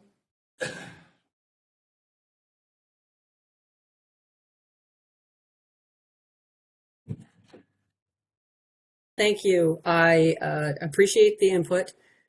I would be significantly impacted if the roundabout was considered in property ownership and devaluation. I would welcome the degrade of the little hill in front of my driveway. I have 40 plus years experience of coming out of my driveway face forward rather than backing out, and 58 years ownership experience of that property, and seeing the increase in volume of the drivers. It's not the driving volume that I'm concerned about, it's the speeding. I travel that road 4 times daily and am tailgated on each an hour. I think a fiscally responsible alternative to, in addition to the degrade on the hill in front of my driveway, I would encourage a 3-way stop.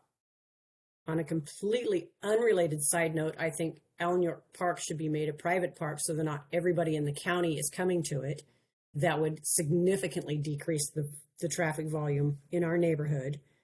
I think if you don't get the measured response that you would like from traffic stop signs, then you do install lights. So I'm seriously concerned about the roundabout consideration, because it does have significant impact on my property, because I do have wetlands. So it decreases my property value significantly. Thank you. Thank you. And I would echo a lot of Helen's concerns. That's why, as I said, we have lots of. I think there's lots of issues that are being raised that we see as well. Cost, right-of-way acquisition, that are very different in this case. So thank you, Helen. Thank you. Anybody else? Yes, Jessica? So I agree with Helen. I don't like the roundabout issue on this one. Like, I do like the roundabout on Angeline because of the right-of-way acquisition. Like, I don't like expanding the roads into people's property if we don't have to. Like, people bought the property for a reason. And I think a three-way light stop would do the same thing with a lot less footprint. And regrading the road, I think, is a definite in. Like, no matter what else we do, regrading that road, I think, is super important, because my kids went to Emerald Hills for 6 years, and trying to get out of that road every day was a pain in the butt, because I always had to turn left. So I completely agree. We should regrade the road, figure it out. If we don't just put stop signs in right away, stoplights are my preferred choice on that area, because, yeah, I don't want to put more road in there that we don't have to. Any other commissioner? Oh, scary. Sorry, I'm full of it tonight. I agree with Jess on that because, or Commissioner Benyon, sorry, because a stoplight would help to slow down some of the traffic. Yes. And my house does touch Church Lake Road as well. And I'm on that other corner. So having that rumble strips there and that barrier blocking the gentleman's corner there has been a huge help in slowing people coming around that corner. And I've watched people slam. So just being able to add one more deterrent from using Church Lake Road as a thoroughfare could be hugely helpful. So having that, whether it's stop signs, if the road was to be regraded, I think stop signs could potentially help. But maybe not. Again, I understand that has to be something that we have to look at down the road, but I think regrading should be something that should be looked at as a near future thing, just because I know that safety hazard on that road it's a scary one every single day. I'm getting the impression that the commission would like regrading the road. Yeah, so Chair, if I could, I can probably put a motion for it, I think. Not motion for it. I can verbalize a motion and draft it for the Planning Commission, Commissioner Hubler or Commissioner Binion. If it's consistent with what you're thinking, let me know. So the motion would be I move to kind of move forward with the recommendation to advance the option to address the site distance issue through regrading of the road, and then reevaluate stop control, and then move forward with a traffic signal as the preferred traffic control option. I'm seeing nods. Yeah. But I would like it to be less than 5 years down the road of reevaluating that traffic control intersection. When would you like? I think less than a year, honestly, just because I know the speeding and regrading the road is probably going to continue more speeding, just because now they're going to see better. So from a timing option, we won't have the regrading of the road done until 26 or 27. Well, I mean, after the regrading, within a year of it being finished. Okay, so that would be okay. Sorry. Okay, we could say within a year of the road grading being completed, redo the traffic's analysis. Good. So that I can read that. I can say it again, and if you hear something different, please let me know. To advance forward with option one of regrading the road in the near term. A year after the regrading is completed, reevaluate the intersection for both speed and traffic, operations, kind of like what we did now. Final alternative is a traffic signal. So you do the study, but you're still saying that you would prefer a signal there versus a roundabout as the ultimate design solution, regardless of when it happens in that timing window. Yes. I don't agree with the roundabout either. Just to clarify, guys. Let's do that recommendation. Okay. What about now, though? Right, you're talking Okay, 4 or 5 so- years for a light. What about now? How hard would it be to put 3 stop signs up and a sign that says, new stop sign ahead? I mean, we're probably talking less than $5,000, and you're over here just wanting to spend millions of dollars. 3 stop signs? We're trying to plan out for the, sir, New stop Steve, sign. we're not, we're trying to plan out for the future. This is all suggestions. We're not going to do it tomorrow. We're not going to do it probably not 4 years from now. This is just something we're trying to hash out. Well, we're trying to cut that to speed because all these apartments got built, right? So you got all these people that are running up and down that road, up and down, all the time. The apartments got built because the state made us. County gave the permits. They had to give the permits because the state said they had to. That's not something we have control over. Traffic are there, okay, and that's the problem. Okay. You've got way more traffic going there. You got way more traffic. We're aware of going that. there, like you said. I don't know if this lady is my neighbor, but my neighbor across the street from my house. At this time, we've finished both of the, Yes, and we were just waiting for the motion, whether the planning commission would like to make it or not. Can you help me word it there? Because If you want to take a recess, a 5-minute recess, I can help Carrie write, Commissioner Hubel write a motion. okay. Okay. We'll take a 5-minute recess. If you stick around, I can answer some more questions. Still have to have the public. Yeah. So.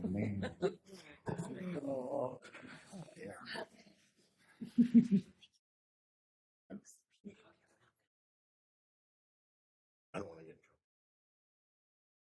trouble. Can I get you got a card or anything? Do I? Yeah, No, I can write my, you're just part of the, okay. yeah, I'm just a member. You can, there's a link on the City of Bonney Lake website, and it actually will then, you can link and send emails to the Yeah, committee. the city email.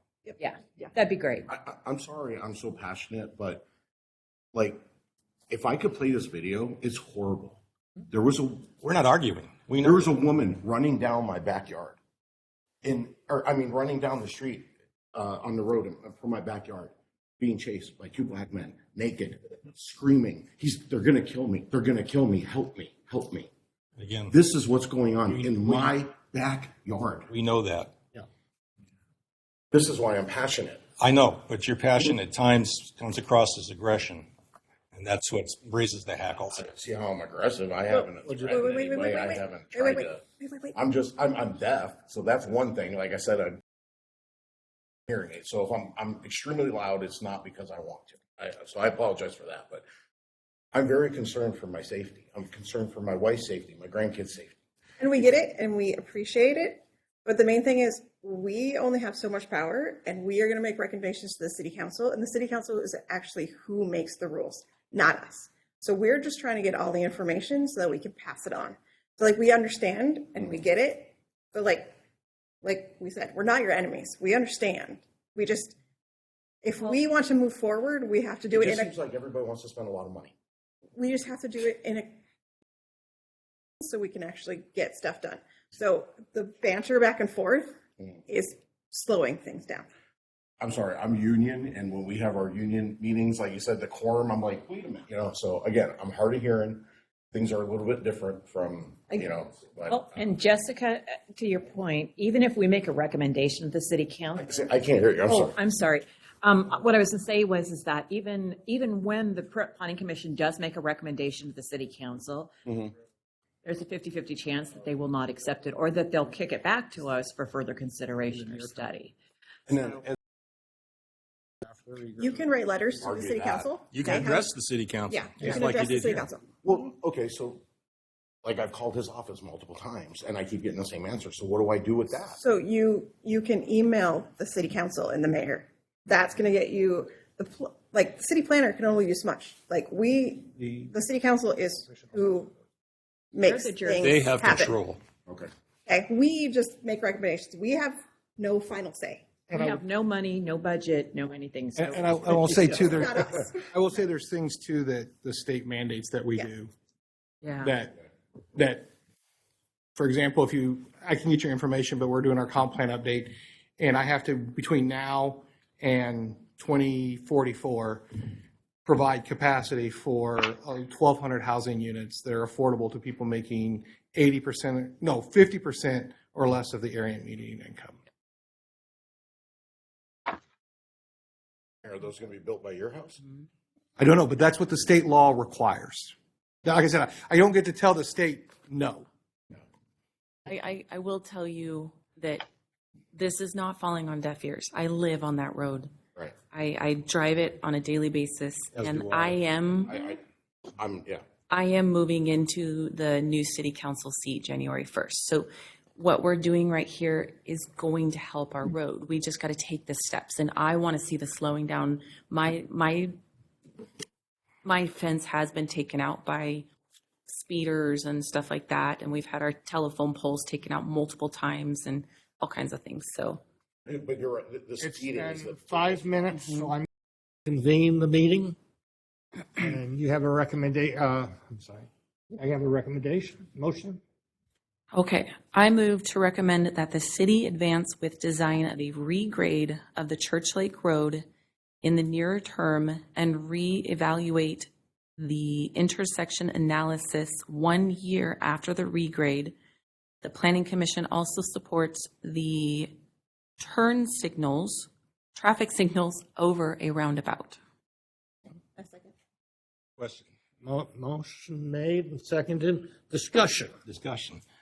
Is there anything, Roy, Jason, that we could add to that recommendation that the city council take immediate action as far as stop signs? You can. That becomes a much trickier issue. The Planning Commission is free to make whatever recommendation. I would motion that addendum. To Do you accept the addendum? Immediate action as far as stop signs, or at least look at the possibility. I think that's a better wording.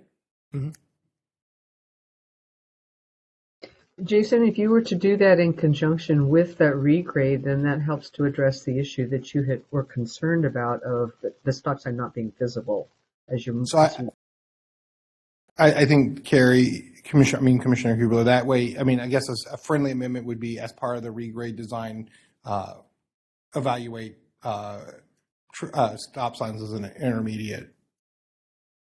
okay, I'll accept that. okay. I'm So any more discussion? All the question, all those in favor of the motion, say aye. Aye. Opposed? The ayes have it, the motion goes forward. Okay, and that's with the addendum? Yes. Awesome.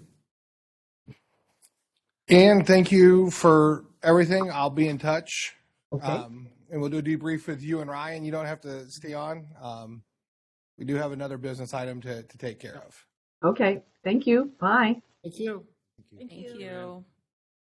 Public hearing. Ordinance D23-141-2023 Code Maintenance Amendments.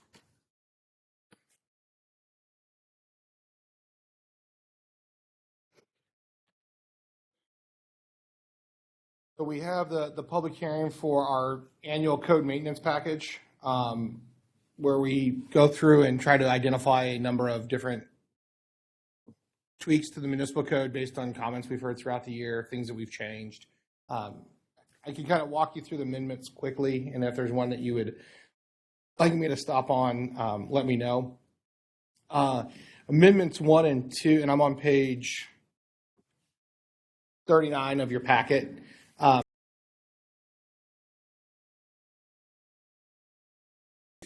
If you want to, can you give him my contact information? Can I just show you this picture? North Levy Road, 70 Avenue. Okay. Go see what they did there. Okay. That'll work. Thank you. Do you want an email? I'm sorry. So she's going to give you my contact information. So if you have any questions, you can email me directly. Yep. COBL.us.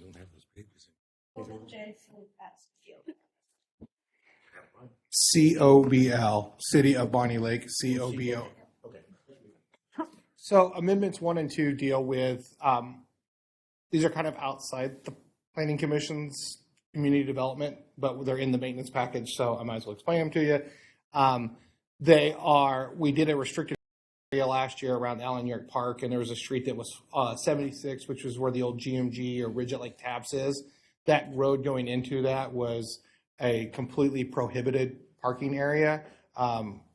The residents in the areas requested that we, from about 202nd to the terminus, changing it to permit by parking so that the residents could park there if they need to. And so the amendment just changes it from restricted to no parking to permitted parking, but it's only for people who live in the neighborhood. So Jason, when I read through that, one of the things is there an application or cost for those permits for those? No, it's complete. There is an application. You have to come in and show us like your utility bill that you actually live in the neighborhood, but there's no cost to the sticker. There is some time so we can verify that you're actually a resident. Do they have to renew that? And if you get one for Bonney Lake High School, it doesn't work for Lake Taps. There's a Zone A and a Zone B. Parking amendment number 3, once again, is kind of on the tertiary planning commission. There was a state law that was enacted that said if you're going to write tickets and stuff like that, you have to. Do you want to give Darren my contact information? And Darren, I can give you. If we reach out, we can get set up so you can get on out of here tonight. Okay, yeah. Thank you. So it would amend the parking enforcement officer requirement to be a member of the police department versus, say, the code enforcement officer. Lots of reasons for that. One, there's a state law change that says if you have a limited commission, you actually have to be employed by the police department and go through the kind of the same training that a police department officer would go to.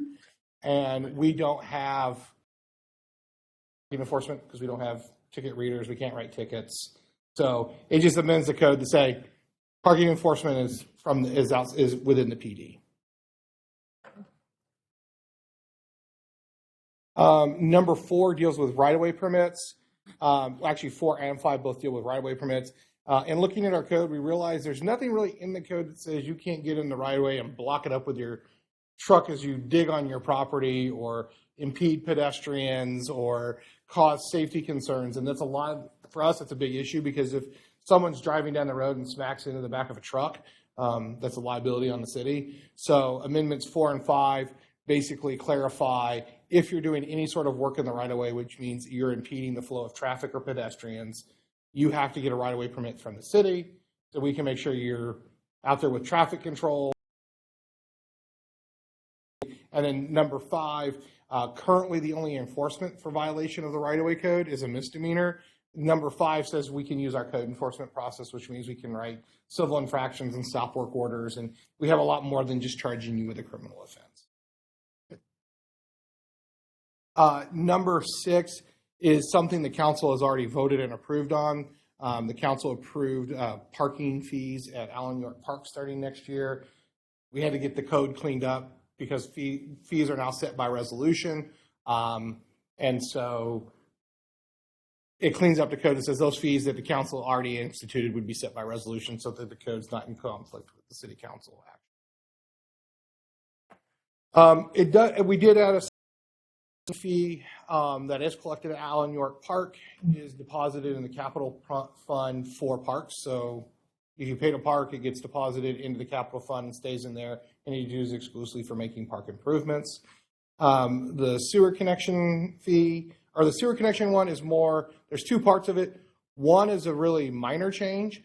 And what it is earlier this year, the city council and the planning commission recommended approval of some steps to lower the cost of housing by providing the ability for more than a single. When we were doing our research, we found out that we made for some reason, and both Ryan and I could not figure out why, the same language about sewer connections existed identically in the water code and the sewer code. When we made all the amendments, we made them to the water code and nothing to the sewer code. And so the language in the municipal code was in conflict. So we're just taking all the amendments that were already, most of these are taking all the amendments that were approved in June of this year and moving them into the sewer code where they should have been and deleting standards out of the water code because it didn't make sense. The other part of that is there's an amendment to allow people who have to pay the Easttown latecomers agreement to do that on an installment plan.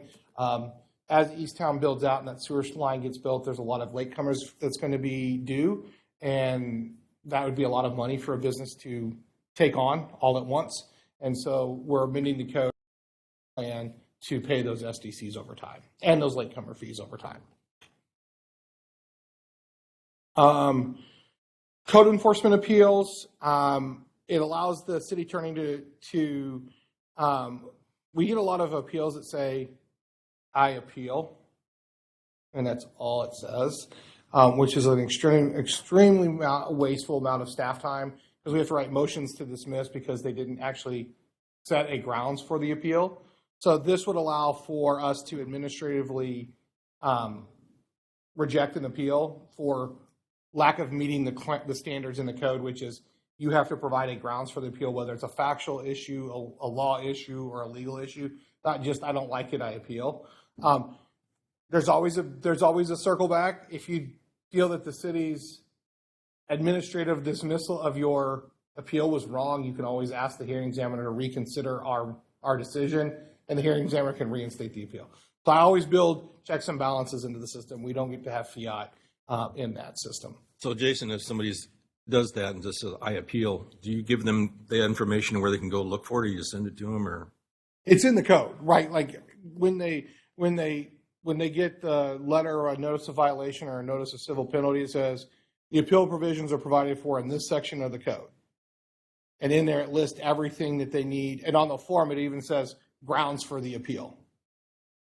So read what they wrote sent you. Well, that's what, yeah, okay, but they don't have to go to someplace else to find that information. It's other in than the packet. Yeah, other than the municipal code. I don't know if we put the municipal code in there, but we do put the section, and they have 15 days. So all they have to do, if they can't find it themselves, is to email us, contact us. We'll email them that language. And on the appeal form itself, it says explain the grounds and reasons for the appeal. And they just write I appeal.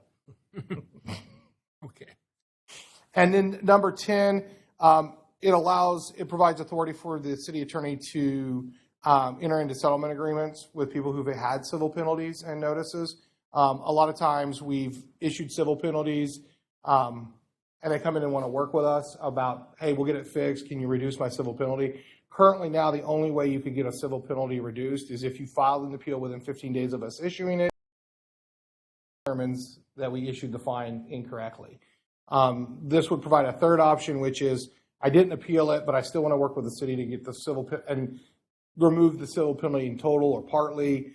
It allows the city attorney, who's a lawyer, to enter into a settlement agreement that would modify that civil penalty in kind of a way of getting a resolution. Because, like I said, we're after compliance, not just civil penalties. Number 11 is simply a cleanup. The council amended 2.8 earlier this year, back in June, to identify the appellate hearing examiner. Chapter 2 doesn't come to the Planning Commission, which is why it wasn't brought in front of you. However, when they amended 2.8, they said appeals of unfit dwellings go to the appellate hearing examiner. However, we didn't go back and amend Chapter 14, 130, 160, so it says appeals go to the city council. So we're just clarifying that the appeals go to the hearing examiner.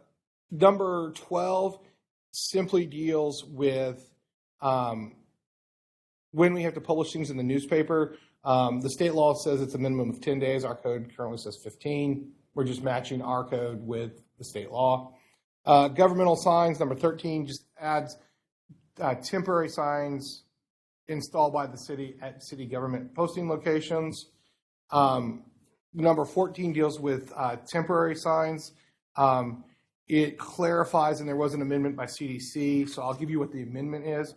Instead of saying destruction, it will be disposal, and it would be after a 2-week period. So we would hold them for 2 weeks before we do anything with them, and then if someone doesn't come within 2 weeks to collect their sign, we would give additional time, place, and manner restrictions. It prohibits signs on city infrastructure in the right-of-way.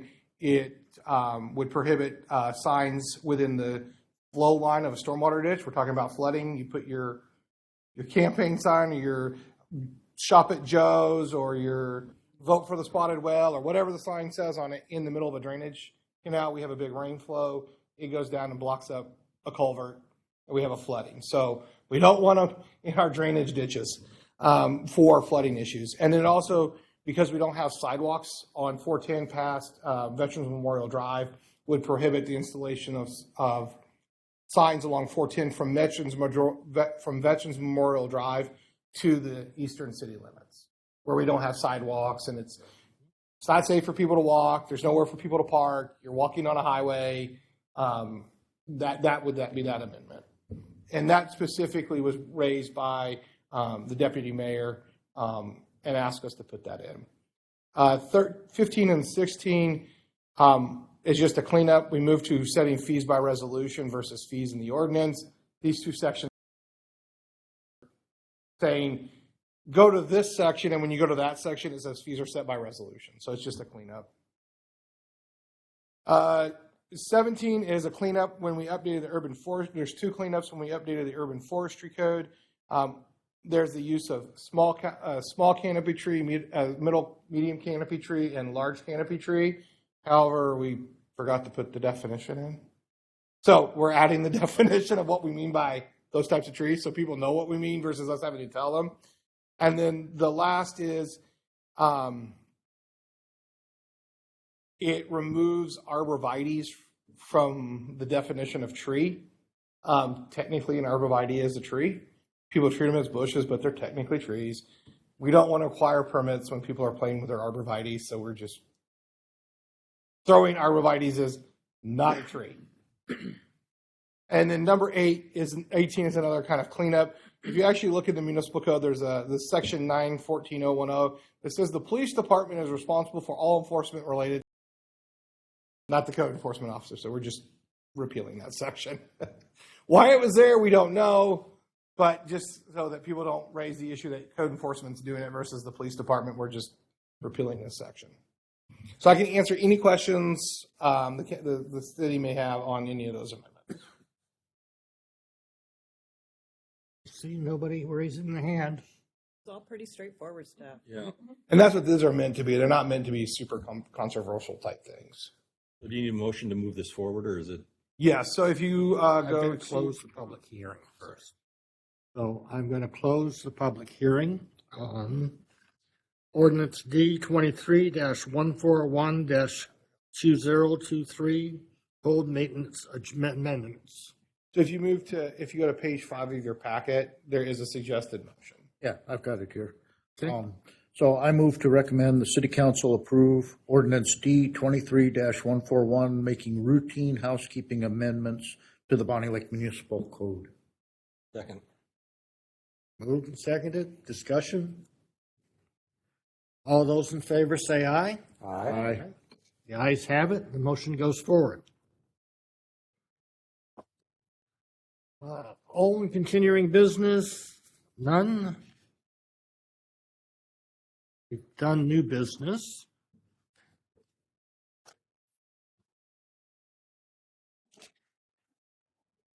Which gets us down to, for the good of the order, correspondence. Correspondence. Correspondence? Okay. Staff comments. Just to remember, January 3rd, when we meet, there will be 2 items on the agenda. Item 1 is election of chair and vice chair. So if you're interested in being the chair or vice chair, or if you want to try to challenge Grant, that's your opportunity. I'll leave that up to the Planning Commission.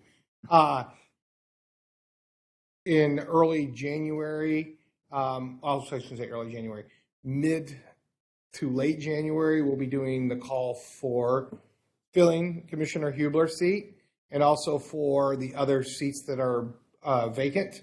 Well, not vacant. The other seats where the term is Reappointment. And it would be a reappointment, but anybody can apply as well. So those will be coming out. So I believe it's Commissioner Solom, Commissioner Strauss-Boyd, Commissioner Solom, and The I'm running for S's? two. Is it the S's? and Commissioner Carver. Oh. Yeah, the three of us already did it last time. Yeah, The rest of. and I think and so I think Commissioner was just Hubler, your seat Yeah, that's up right. in April You, too. and then And on Jeff. But you're going to be gone. Oh, yeah. So it's everybody else. January meeting, we're going to try and get Chris Teeter in. Yeah, and then we will have I've been trying to get Chris Teeter to come in and kind of Grant has wanted him to make a presentation about his experience doing development here in the city. And so- Permitting and getting approvals, inspections and such. Just to clarify, it's Lear. Lear. His Yeah. wife is a Teeter. He's a Lear. Yeah, Chris Lear, but he helps run the Teeter Corporation. Yes. And a bunch of other stuff. That's it for staff. Hopefully we'll get some information. We can make some recommendations. Okay. Commissioner comments. I had one. Yeah. I just want to say it, good manners, if you're going to nominate somebody for one of the chair or vice chair, to let them know ahead of time. When you go on vacation and come back and find out you've been elected into the position. Didn't that happen to you? Yes. I went to the bathroom one time, came back, and I was elected.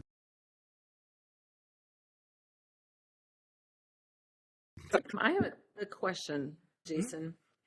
Over at Midtown Park, I thought that was what we were actually going to be talking about tonight originally, before this all came out. How much tree canopy is required to stay? The amount of tree canopy that is required to stay is 22.6 acres. How many total acres is Midtown Park? About 40-ish. Okay.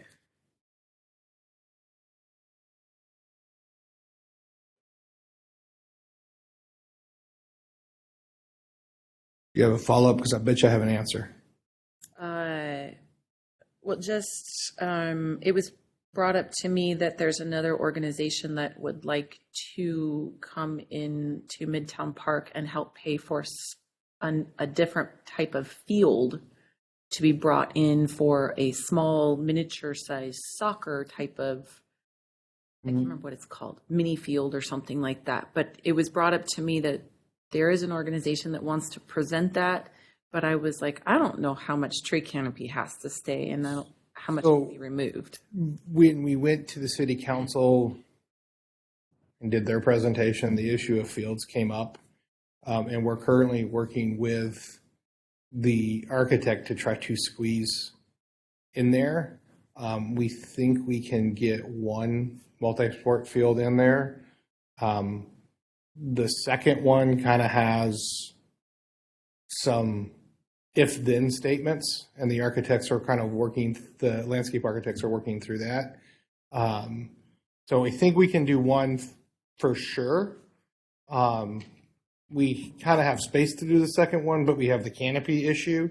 And so there's some if-then statements. If certain things happen, then I think we can get the second one in, but it's not guaranteed. And I think that's what is going to be coming forward in the final design. Is that including the current design with the pickleball, basketball? It keeps the pickleball, it keeps the basketball, it makes the 9-hole golf course, it makes the disc golf a 9-hole golf course in the treat area and expandable to 18 only if you can use the stormwater pond in the dry months. And it removes the ability to have a large and small dog park. We would just have a dog park. What about It keeps, what about keeps the bike trail, Like- it keeps the mountain biking area, and it keeps the pump track, and it keeps the community center, and also a second area for a second building for another indoor recreational opportunity, which was another request we had heard. what about taking out the pump track? Pump track, there's no tree canopy there. Where we're putting the pump track's already been graded, and there's no tree canopy, so it's an easy slam. Right, but I mean adding this type of sport court like mini soccer field. As it was described to me, it's about the size of my coffee shop. Very small. If you want them to reach out to me, Okay. we've been asked for, And they're willing to donate $1 million towards it. we've been asked to do full sports fields.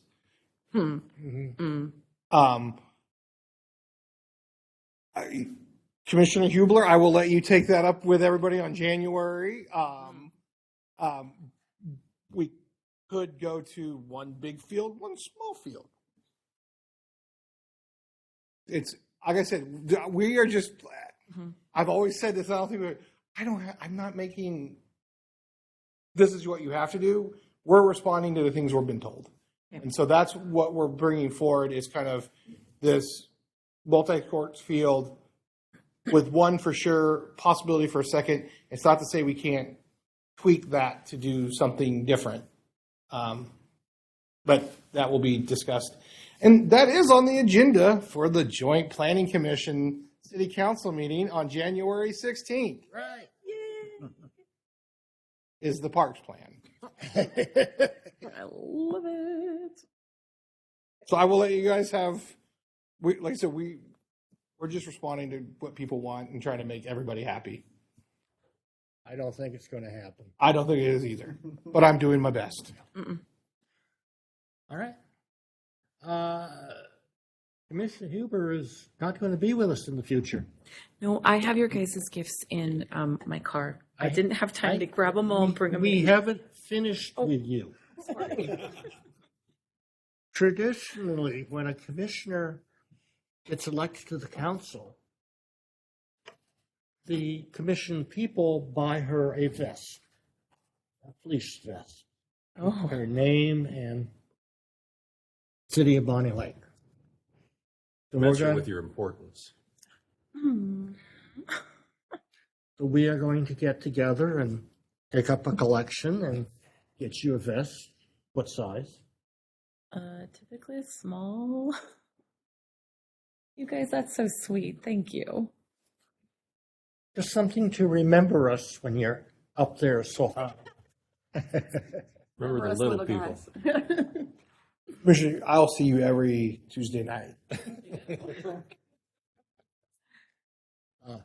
Now, you going to go get the gifts or are you going to sit Yes. here? Okay. You guys. The cost of the vest is. Go. Grant has business. Jeez. Kicking up. Cost of the vest, as I can best make, is about $85. And the cost of the shirts, like what Jason is wearing, is $47. If you want to order a shirt, we can work that one out. How much from each of us? Then? How much from each of us? Then? Yeah, $20. All right. You're lucky you caught me with cash. I never have cash. So you take Venmo? Yeah. There's 20. There was the other 20 there. You got 20 there? That's mine. That's yours. That's his. That one came from me. You can keep that one. Who was that? That was Brad. And then That was yours. Brad, and there's mine. hers. Tomorrow. Okay, that gives us 100. Wow, you're going to make some money on it. Yeah, right. I just rolled a whole bunch of pennies. But I'll unroll them for you. Oh, keep them rolled. Thank you. If you guys want to order a shirt, let's get together offline and discuss that. Anything else?